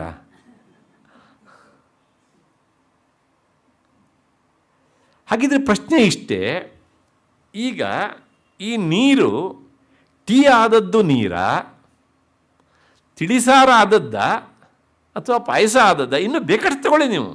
ನಾ ಬರೇ ಲಿಕ್ವಿಡ್ ಅಷ್ಟೇ ಉದಾಹರಣೆ ಕೊಟ್ಟೆ, ಗ್ರಾಸಿಗೂ ಬರುತ್ತೆ ಅದು ಅಲ್ವಾ? ಹಾಗಿದ್ರೆ ಇದನ್ನು ಏನಂತ ಕರಿಬೇಕು ನಾವು? ನೀರು ಅಂದರೆ ತಿಳಿ ಸಾರು ಅಂತ ಹೇಳೋಣವಾ? ನೋ. ನೀರು ಅಂದರೆ ಟೀ ಅಂತ ಹೇಳೋಣವಾ? ನೋ. ಮತ್ತು ನೀರು ಅಂದರೆ ಪಾಯಸ ಅಂತ ಹೇಳೋಣವಾ? ಹೊಡಿತಾರಷ್ಟೇ. ಏನು ಹೇಳಬೇಕು? ಎಲ್ಲದರ ಒಳಗಿದ್ದು ಆ ವಸ್ತುವಿನ ಜೊತೆಗೆ ಮಿಳಿತವಾದಂಥ ನೀರು ಆ ವಸ್ತುವಿನ ಹೆಸರಿನಿಂದ ಕರೆಸ್ಕೊಳ್ಳುತ್ತೆ. ಹೌದು ತಾನೇ? ಹಾಗೆಯೇ ವಾಸ್ತವಿಕವಾಗಿ ಇದರ ಒಳಗಿರುವಂತಹ ಸತ್ವಭೂತವಾದಂಥ ನೀರು ಒಂದೇ. ಪಾಯಸಕ್ಕೆ ಹಾಕಿದ್ದು ಒಂದೇ, ಟೀಗೆ ಹಾಕಿದ್ದು ಒಂದೇ, ಮತ್ತು ಪುನಃ ಇನ್ನೊಂದಕ್ಕೆ ಹಾಕಿದ್ದು ಒಂದೇ. ಹಾಗೆಯೇ ಅದು ನಿಜವಾಗಿ ಅದು ಪಾಯಸವೂ ಅಲ್ಲ, ಅದು ಟೀನೂ ಅಲ್ಲ. ಹೌದು ತಾನೇ? ಮತ್ತು ಪುನಃ ಇನ್ನೊಂದು ಹೇಳಿದರೆ ಅದು ಅಲ್ಲ, ಯಾವುದೂ ಅಲ್ಲ. ಆದರೆ ಎಲ್ಲದರೊಳಗೂ ಸಹ ಅದು ಉಂಟು ಅಷ್ಟೇ. ಹಾಗಾಗಿ ತ್ವಂ ಸ್ತ್ರೀ ತ್ವಂ ಪುಮಾನ್ ಅಂತ ಶ್ವೇತಾಶ್ವತರ ಉಪನಿಷತ್ತು ಹೇಳುತ್ತೆ. ನೀನು ಗಂಡಪ್ಪ, ನೀನು ಹೆಣ್ಣಪ್ಪ. ಯಾಕೆ ಕೇಳಿದರೆ ನೀ ಎರಡೂ ಅಲ್ಲ ಅಂತ. ಹೀಗೆ ಇಂತಹ ಸೇಯಂ ದೇವತಾ ಇಕ್ಷತ, ಇಂತಹ ಆ ಚೈತನ್ಯ ರೂಪಿಣಿ ಈ ನಾಮದ ಮೂಲಕ ಏಕಾಕ್ಷರಿ ಚೈತನ್ಯ ರೂಪಳಾದ್ದರಿಂದ ಅವಳು ಏಕಾಕ್ಷರಿ ಅಂತ ಕರೆಸಿಕೊಂಡಿದ್ದಾಳೆ. ಮತ್ತು ಮುಂದಿನ ನಾಮ ಏಕ ಅನೇಕಾಕ್ಷರಾಕೃತಯೇ ನಮಃ. ಅಂದರೆ ಅವಳು ಏಕಾಕ್ಷರಳೂ ಹೌದು, ಅನೇಕ ಅಕ್ಷರಳೂ ಹೌದು. ಯಾಕೆ ಹೀಗೆ ಅಂತಂದರೆ, ಶುದ್ಧ ಚೈತನ್ಯ ರೂಪದಿಂದ ಏಕಾಕ್ಷರ. ಆ ಚೈತನ್ಯವೇ ಉಪಾಧಿಗಳಿಂದಾಗಿ ಬೇರೆ ಬೇರೆ ಆದಾಗ ಅಥವಾ ಸಗುಣವಾದಾಗ ಅದು ಅನೇಕಾಕ್ಷರ. ಆದ್ದರಿಂದ ಅದು ಏಕಾಕ್ಷರವೂ ಅದು ಅನೇಕಾಕ್ಷರವೂ ಹೌದು. ಅದನ್ನೇ ಹೇಳ್ತಾರೆ, ಈಶ್ವರ ಪ್ರತಿಬಿಂಬ ಉಪಾಧಿತೆಯ ಶುದ್ಧ ಸತ್ವಪ್ರಧಾನಂ ಅಕ್ಷರಂ ಅಜ್ಞಾನಂ ಅಂತೆಲ್ಲ ನಾನು ಆಗ ಕೊಟ್ಟಂತಹ ಉದಾಹರಣೆ. ಅವಿದ್ಯೆಯಲ್ಲಿ ಮತ್ತು ಮಾಯೆಯಲ್ಲಿ ಪ್ರತಿಫಲನವಾದಾಗ, ಆ ಅಜ್ಞಾನದಲ್ಲಿ ಪ್ರತಿಫಲಿತವಾದಾಗ ಜೀವರು ಎಷ್ಟು ಜನ ಇದ್ದಾರೆ? ಅನೇಕರು. ಹೌದು ತಾನೆ? ಆ ಜೀವರೂಪದಿಂದ ಇದ್ದಾಗ ಅವಳು ಅನೇಕಾಕ್ಷರಳು. ಯಾಕೆ ಕೇಳಿದರೆ, ಇಲ್ಲಿ ಇಷ್ಟು ಜನ ಇದ್ದಾರೆ, ಒಬ್ರಿಗಿಟ್ಟ ಹೆಸರು ಇನ್ನೊಬ್ರಿಗಿಲ್ಲ. ಒಬ್ಬರ ಹೆಸರು ಶ್ರೀನಿವಾಸ, ಇನ್ನೊಬ್ಬರ ಹೆಸರು ಶಂಕರ, ಇನ್ನೊಬ್ಬರ ಹೆಸರು ನಾರಾಯಣ, ಇನ್ನೊಬ್ಬರ ಹೆಸರು ಶಂಕರ ನಾರಾಯಣ. ಇಲ್ಲೆಲ್ಲ ಬೇರೆ ಬೇರೆ ಅಕ್ಷರಗಳು ತಾನೆ ಅಲ್ವಾ? ಇನ್ನೊಬ್ಬರ ಹೆಸರು ಗೋವಿಂದ, ಇನ್ನೊಬ್ಬರ ಹೆಸರು ಮಿಸ್ಟರ್ XYZ, ಏನೋ ಎಲ್ಲವೂ ಸಹ ಬೇರೆ ಬೇರೆ ಬೇರೆ ಬೇರೆ ಅಕ್ಷರಗಳಿಂದ ಕರೆಯಲ್ಪಟ್ಟಂಥ ಚೈತನ್ಯ. ಆದ್ದರಿಂದ ಆ ಚೈತನ್ಯ ಅನೇಕಾಕ್ಷರಗಳು ಅಂತ ಕರೆಸ್ಕೊಳ್ಳುತ್ತೆ. ಆದರೆ ಮೂಲತಃ ಇರುವುದು ಒಂದೇ ಆದ್ದರಿಂದ ಅದು ಏಕಾಕ್ಷರ. ಹಾಗಾಗಿ ಏಕಾಕ್ಷರ ಚೈತನ್ಯ ರೂಪದಿಂದ, ಅನೇಕಾಕ್ಷರ ಸಗುಣ ರೂಪದಿಂದ, ಜೀವರೂಪದಿಂದ. ಏಕಾಕ್ಷರ ಶುದ್ಧದ ನೆಲೆಯಲ್ಲಿ, ಅನೇಕಾಕ್ಷರ ಸಗುಣದ ನೆಲೆಯಲ್ಲಿ. ಇಷ್ಟು ಹಿನ್ನೆಲೆಯಲ್ಲಿ ಈ ನಾಮದ ವಿವರಣೆಯೂ ಸಹ ಆಯಿತು ಅಂತ ಅಂದ್ಕೊಳ್ಳೋಣ. ಏಕ ಅನೇಕ ಅಕ್ಷರಾಕೃತಯೇ ಅಂದರೆ ಆ ಅಕ್ಷರದ ಆಕಾರದ ರೂಪದಲ್ಲಿ, ಅಂದರೆ ಅಕ್ಷರದಿಂದ ತಿಳಿಸಲ್ಪಟ್ಟ ಆಕಾರದ ರೂಪದಲ್ಲಿ ಇರುವವಳು. ಈಗ ಉದಾಹರಣೆಗೆ ನಿಮಗೊಬ್ಬ ವ್ಯಕ್ತಿಯ ಪರಿಚಯ ಇರುತ್ತೆ. ಅವನ ಹೆಸರು ಏನಾಗಿರುತ್ತೆ ಅಂದರೆ ಮಿಸ್ಟರ್ ಪ್ರಸನ್ನ ಅಂತ ಆಗಿರುತ್ತೆ ಅಂತ ಅಂದ್ಕೊಳ್ಳಿ. ಆ ಪ್ರಸನ್ನ ಅನ್ನೋ 3 ಅಕ್ಷರ ಹೇಳಿದ ತಕ್ಷಣ ಆ 3 ಅಕ್ಷರದಿಂದ ಬೋಧಿಸುವಂತಹ ವ್ಯಕ್ತಿ ನಿಮ್ಮ ಕಣ್ಣಿಗೆ ಕಾಣಿಸ್ತಾನೆ. ಆಕಾರ ಬಂತ ಇಲ್ವಾ? ಹಾಗಿದ್ರೆ ಆಕಾರ ಬರೋದಕ್ಕೆ ಕಾರಣ ಪ್ರಸನ್ನ ಎನ್ನುವ ಶಬ್ದ. ಅದಕ್ಕೆ ಕಾರಣ ಪ್ರಸನ್ನ ಅನ್ನಂಥ 3 ಅಕ್ಷರ, ಅದು ಅನೇಕ. ನಾನು ಮೊದಲು ಹೇಳಿದ್ದೇನೆ ತುಂಬ ಜಟಿಲ ಇದು ಹೀಗೆ ಅಂತ. ಇದು ಏನಾದರೂ ಅರ್ಚನೆ ಮಾಡುವ ಸಂದರ್ಭದಲ್ಲಿ ಈ ಎಲ್ಲ ವಿಚಾರ ಮನಸ್ಸಿಗೆ ಬಂದುಬಿಟ್ರೆ ಅವತ್ತು ತ್ರಿಶತಿ ಮಾಡಿ ಮುಗಿಸೋಷ್ಟೊತ್ತಿಗೆ ಸಂಜೆ ಆಗಿಬಿಡುತ್ತೆ, ಬೆಳಗ್ಗೆ ಶುರು ಮಾಡಿದರೆ. ಅದಕ್ಕೋಸ್ಕರ ಹೇಳಿದ್ದು ಮಂತ್ರಶಾಸ್ತ್ರ ಬೀಜಾಕ್ಷರ, ಅದರ ಜೊತೆಗೆ ವೇದಾಂತ ಎರಡೂ ಸಹ ಸೇರಿಕೊಂಡು ಅತ್ಯಂತ ಜಟಿಲವಾದಂಥ ರೂಪದಲ್ಲಿ ನಮ್ಮ ಮುಂದೆ ಈ ಸಾಹಿತ್ಯ ನಿಂತಿದೆ. ಅಷ್ಟೇ ಅಲ್ಲ, ಅಕಾರಾದಿ ಕ್ಷಕಾರಾಂತಹ ಮಾತೃಕ ಇತ್ಯವಿಧೀಯತೆ. ಈಗ ತಾನೇ ನಾನು ಹೇಳಿದೆ, ಅದು ಅಕಾರದಿಂದ ಆರಂಭಗೊಂಡು ಕ್ಷಕಾರದವರೆಗಿರುವಂಥ ಎಲ್ಲ ಅಕ್ಷರಗಳು ಸಹ ಅವಳಿದ್ದೇ ವರ್ಣಗಳು, ಅವಳಿದ್ದೇ ಅವಯವ. ಹಾಗಾಗಿ ಆ ಎಲ್ಲ ಅವಯವಗಳು ಅವಳಿದ್ದಾದಮೇಲೆ ಆ ಅವಯವಗಳು ರೂಪದ ವರ್ಣಗಳು ತುಂಬ ಇದ್ದ ಮೇಲೆ ತುಂಬಕ್ಕೆ ಅನೇಕ ಅಂತ ಹೇಳೋದಾದ್ರಿಂದ ಅವಳು ಅನೇಕ ರೂಪಗಳು. ಸರಿ, ಇಷ್ಟು ಹಿನ್ನೆಲೆಯಲ್ಲಿ ಈ 23ನೆಯ ನಾಮ ಅಂದರೆ ಏಕಾರದಲ್ಲಿ, ಏಕಾರದಿಂದ ಪ್ರಾರಂಭವಾಗುವ 3ನೆಯ ನಾಮ ಆಯಿತು ಅಂತ ಅಂದ್ಕೊಳ್ಳೋಣ. ಮುಂದಿನದು 24ನೆಯ ನಾಮ. ಏಕಾರದಲ್ಲಿ ಇದು 4ನೆಯದು. ಏತತ್ ತದಿತ್ಯನಿರ್ದೇಶ್ಯಾಯೈ ನಮಃ. ಇದರ ಅರ್ಥ ಏನು ಕೇಳಿದರೆ, ಇದು ಅದು ಅಂತ ಹೇಳೋದಕ್ಕೆ ಆಗದೇ ಇರುವವಳು. ಸಂಸ್ಕೃತದಲ್ಲಿ ಒಂದು ವಸ್ತು ನಮ್ಮ ಹತ್ತಿರ ಇದ್ದಾಗ ಅದನ್ನು ಇದು, ಏತತ್, ಇದಂ ಅಂತ ಕರಿತೇವೆ. ಅದು ದೂರದಲ್ಲಿದ್ದರೆ ತತ್ ಅಂತ ಕರಿತೇವೆ. ಈಗ ಕೆಲವು ಸಲ ಕನ್ನಡದ ಬೈಬೇಕಿದ್ರು ಅಯ್ಯೋ ತತ್ ಅಂತ ಹೇಳ್ತಾರೆ, ಅದಲ್ಲ. ತತ್ ಅಂದರೆ ಅದು ಅಂತ ಅರ್ಥ. ಕನ್ನಡದಲ್ಲೂ ಹಾಗೆ, ಇದು ಅಂದರೆ ಮುಂದೆ ಇದ್ದಿದ್ದು, ಅದು ಅಂದರೆ ದೂರದಲ್ಲಿದ್ದಿದ್ದು ಅಲ್ವಾ? ಈಗ ಹಾಗೆ ಸಂಸ್ಕೃತದಲ್ಲಿ ಮುಂದಿರುವ ವಸ್ತುವಿಗೆ, ಹತ್ತಿರದಲ್ಲಿರುವ ವಸ್ತುವಿಗೆ ಏತತ್ ಅಂತ ಕರೀತಾರೆ, ದೂರದಲ್ಲಿರುವ ವಸ್ತುವಿಗೆ ತತ್ ಅಂತ ಕರೀತಾರೆ. ಇಷ್ಟು ಮನಸ್ಸಿಗೆ ತಂದ್ಕೊಳ್ಳಿ. ಪ್ರಶ್ನೆ ಇಷ್ಟೇ, ಏತತ್ ಕಾಲೇಪಿ ಯತ್ತಾ ಪರಿಚ್ಛೇದ ವದ್ ವಸ್ತು ತತ್ ಪರೋಕ್ಷಂ ಅಂತೆಲ್ಲ ಅದು ವಿವರಣೆ ಶುರುವಾಗುತ್ತೆ. ಸಾರವನ್ನು ಮಾತ್ರ ಹೇಳ್ತೇನೆ, ಯಾಕೆ ನಾನು ಓದ್ತಾ ಹೋದರೆ ನಿಮಗೇನು ಅರ್ಥ ಆಗೋದಿಲ್ಲ. ಅದೇ ಈಗ ಇದು ಸಮೀಪವಾದದ್ದು, ಅದು ದೂರದಲ್ಲಿರುವುದು. ಒಂದೇ ಅಖಂಡವಾದ ಚೈತನ್ಯ ಇರುವುದು ಅಂತ ಆದಮೇಲೆ ನೀವು ಅದನ್ನು ಇದು ಅನ್ನೋ ಶಬ್ದದಿಂದ ಹೇಳ್ತೀರೋ ಅದು ಅನ್ನೋ ಶಬ್ದದಿಂದ ಹೇಳ್ತೀರೋ?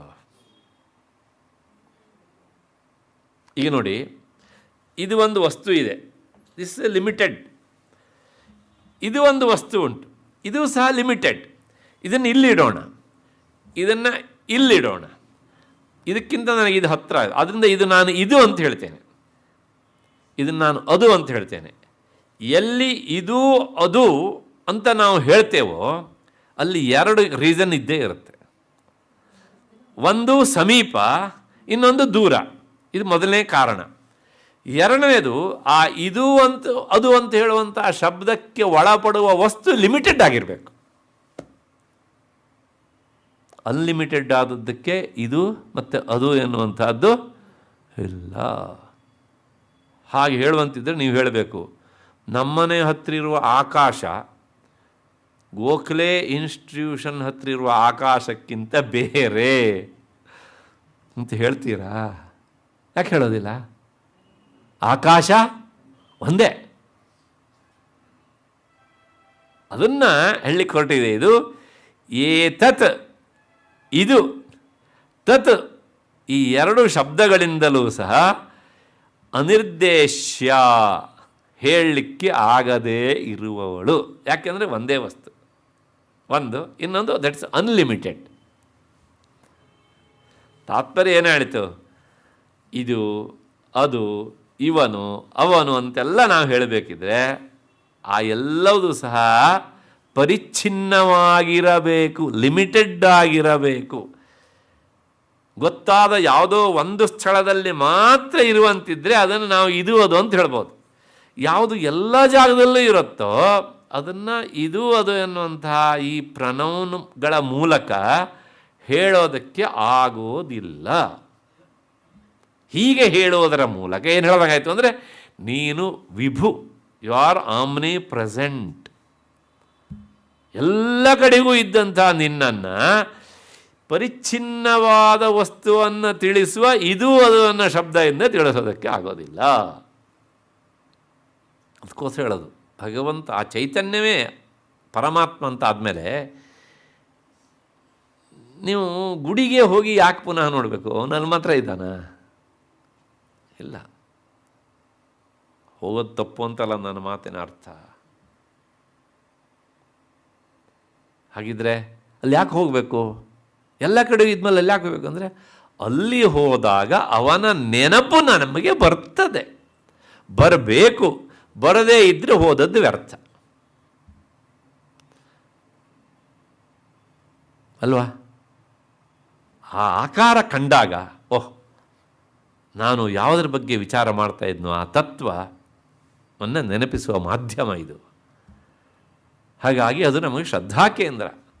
ಯಾಕೆಂದರೆ ನಮ್ಮ ಸ್ವರೂಪವು ಅದೇ ಆದ್ದರಿಂದ ಅಲ್ಲಿ ನೋಡಿದಾಗ ನಮ್ಮ ಸ್ವರೂಪದ ಎಚ್ಚರ ನಮಗೆ ಆಗೋದಕ್ಕೆ ಅದೊಂದು ಮಾಧ್ಯಮ. ಹೀಗಾದಾಗ ಮಾತ್ರ ನಾವು ದೇವಾಲಯಕ್ಕೆ ಹೋಗುವುದು, ಗುಡಿಗಳಿಗೆ ಹೋಗುವುದು, ಗಂಟೆ ಬಾರಿಸೋದು ಎಲ್ಲ ಸಾರ್ಥಕ ಆಗುತ್ತೆ. ಅದು ಇಲ್ಲದೇ ಇದ್ದರೆ ಎಲ್ಲವೂ ಸಹ ವ್ಯರ್ಥ.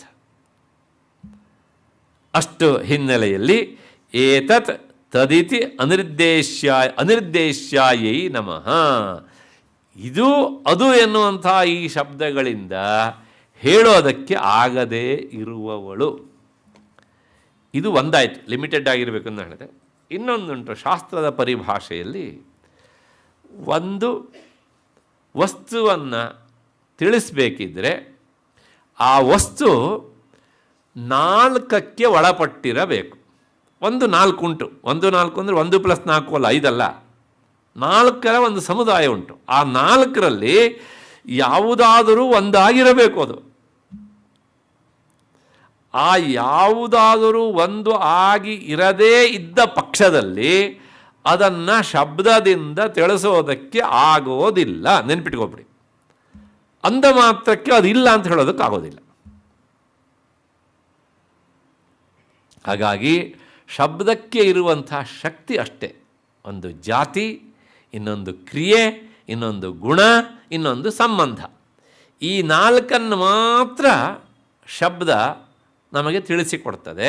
ಈ 4ರಿಂದ ಹೊರತಾದದ್ದನ್ನು ಶಬ್ದ ತಿಳಿಸಲಿಕ್ಕೆ ಆಗೋದಿಲ್ಲ, ಅದಕ್ಕೆ ಶಕ್ತಿ ಇಲ್ಲ. ಆದ್ದರಿಂದ ಈ ಶಬ್ದಶಕ್ತಿಯ ಒಂದು ಪರಿಮಿತಿಯನ್ನು ನಾವು ನೋಡ್ತಾ ಹೋದಾಗ ಈ ಪರಿಮಿತಿಯಿಂದ ಆಚೆ ಇರುವಂತಹ ಚೈತನ್ಯ ರೂಪಿಣಿಯಾದ ದೇವಿಯನ್ನು ತಿಳಿಸೋದಕ್ಕೆ ಆಗೋದಿಲ್ಲ. ಹಾಗಿದ್ರೆ ಈ ಶಬ್ದಶಕ್ತಿಯ ಪರಿಮಿತಿ ಅಂತ ಹೇಳಿದ್ರೆ ಆ 4 ಯಾವ್ಯಾವುದು ಅಂತ ನಾನು ಹೇಳಿದೆ, ಹೆಸರನ್ನು ಹೇಳಿದೆ. ಇದಕ್ಕೆ ವಿವರಣೆ ನಾನು ಕೊಡಬೇಕು, ಅದು ಹೆಚ್ಚು ಸಮಯ ಅನುಭವಿಸುತ್ತೆ. ಹಾಗಾಗಿ ಇವತ್ತು ಇಲ್ಲಿ ನಿಲ್ಲಿಸ್ಕೊಳ್ಳೋಣ. ನಾಳೆ 6 ಗಂಟೆಗೆ ಸೇರಿದಾಗ ಈ 4ರ ವಿಚಾರವನ್ನು ಮಾಡ್ತಾ ಮುಂದಿನ ನಾಮಗಳ ಚಿಂತನೆಯನ್ನು ಮಾಡೋಣ. ಅಲ್ಲಿವರೆಗೆ ನಿಮಗೆಲ್ಲ ನಮಸ್ಕಾರ ಮತ್ತು ಕೃತಜ್ಞತೆಗಳು.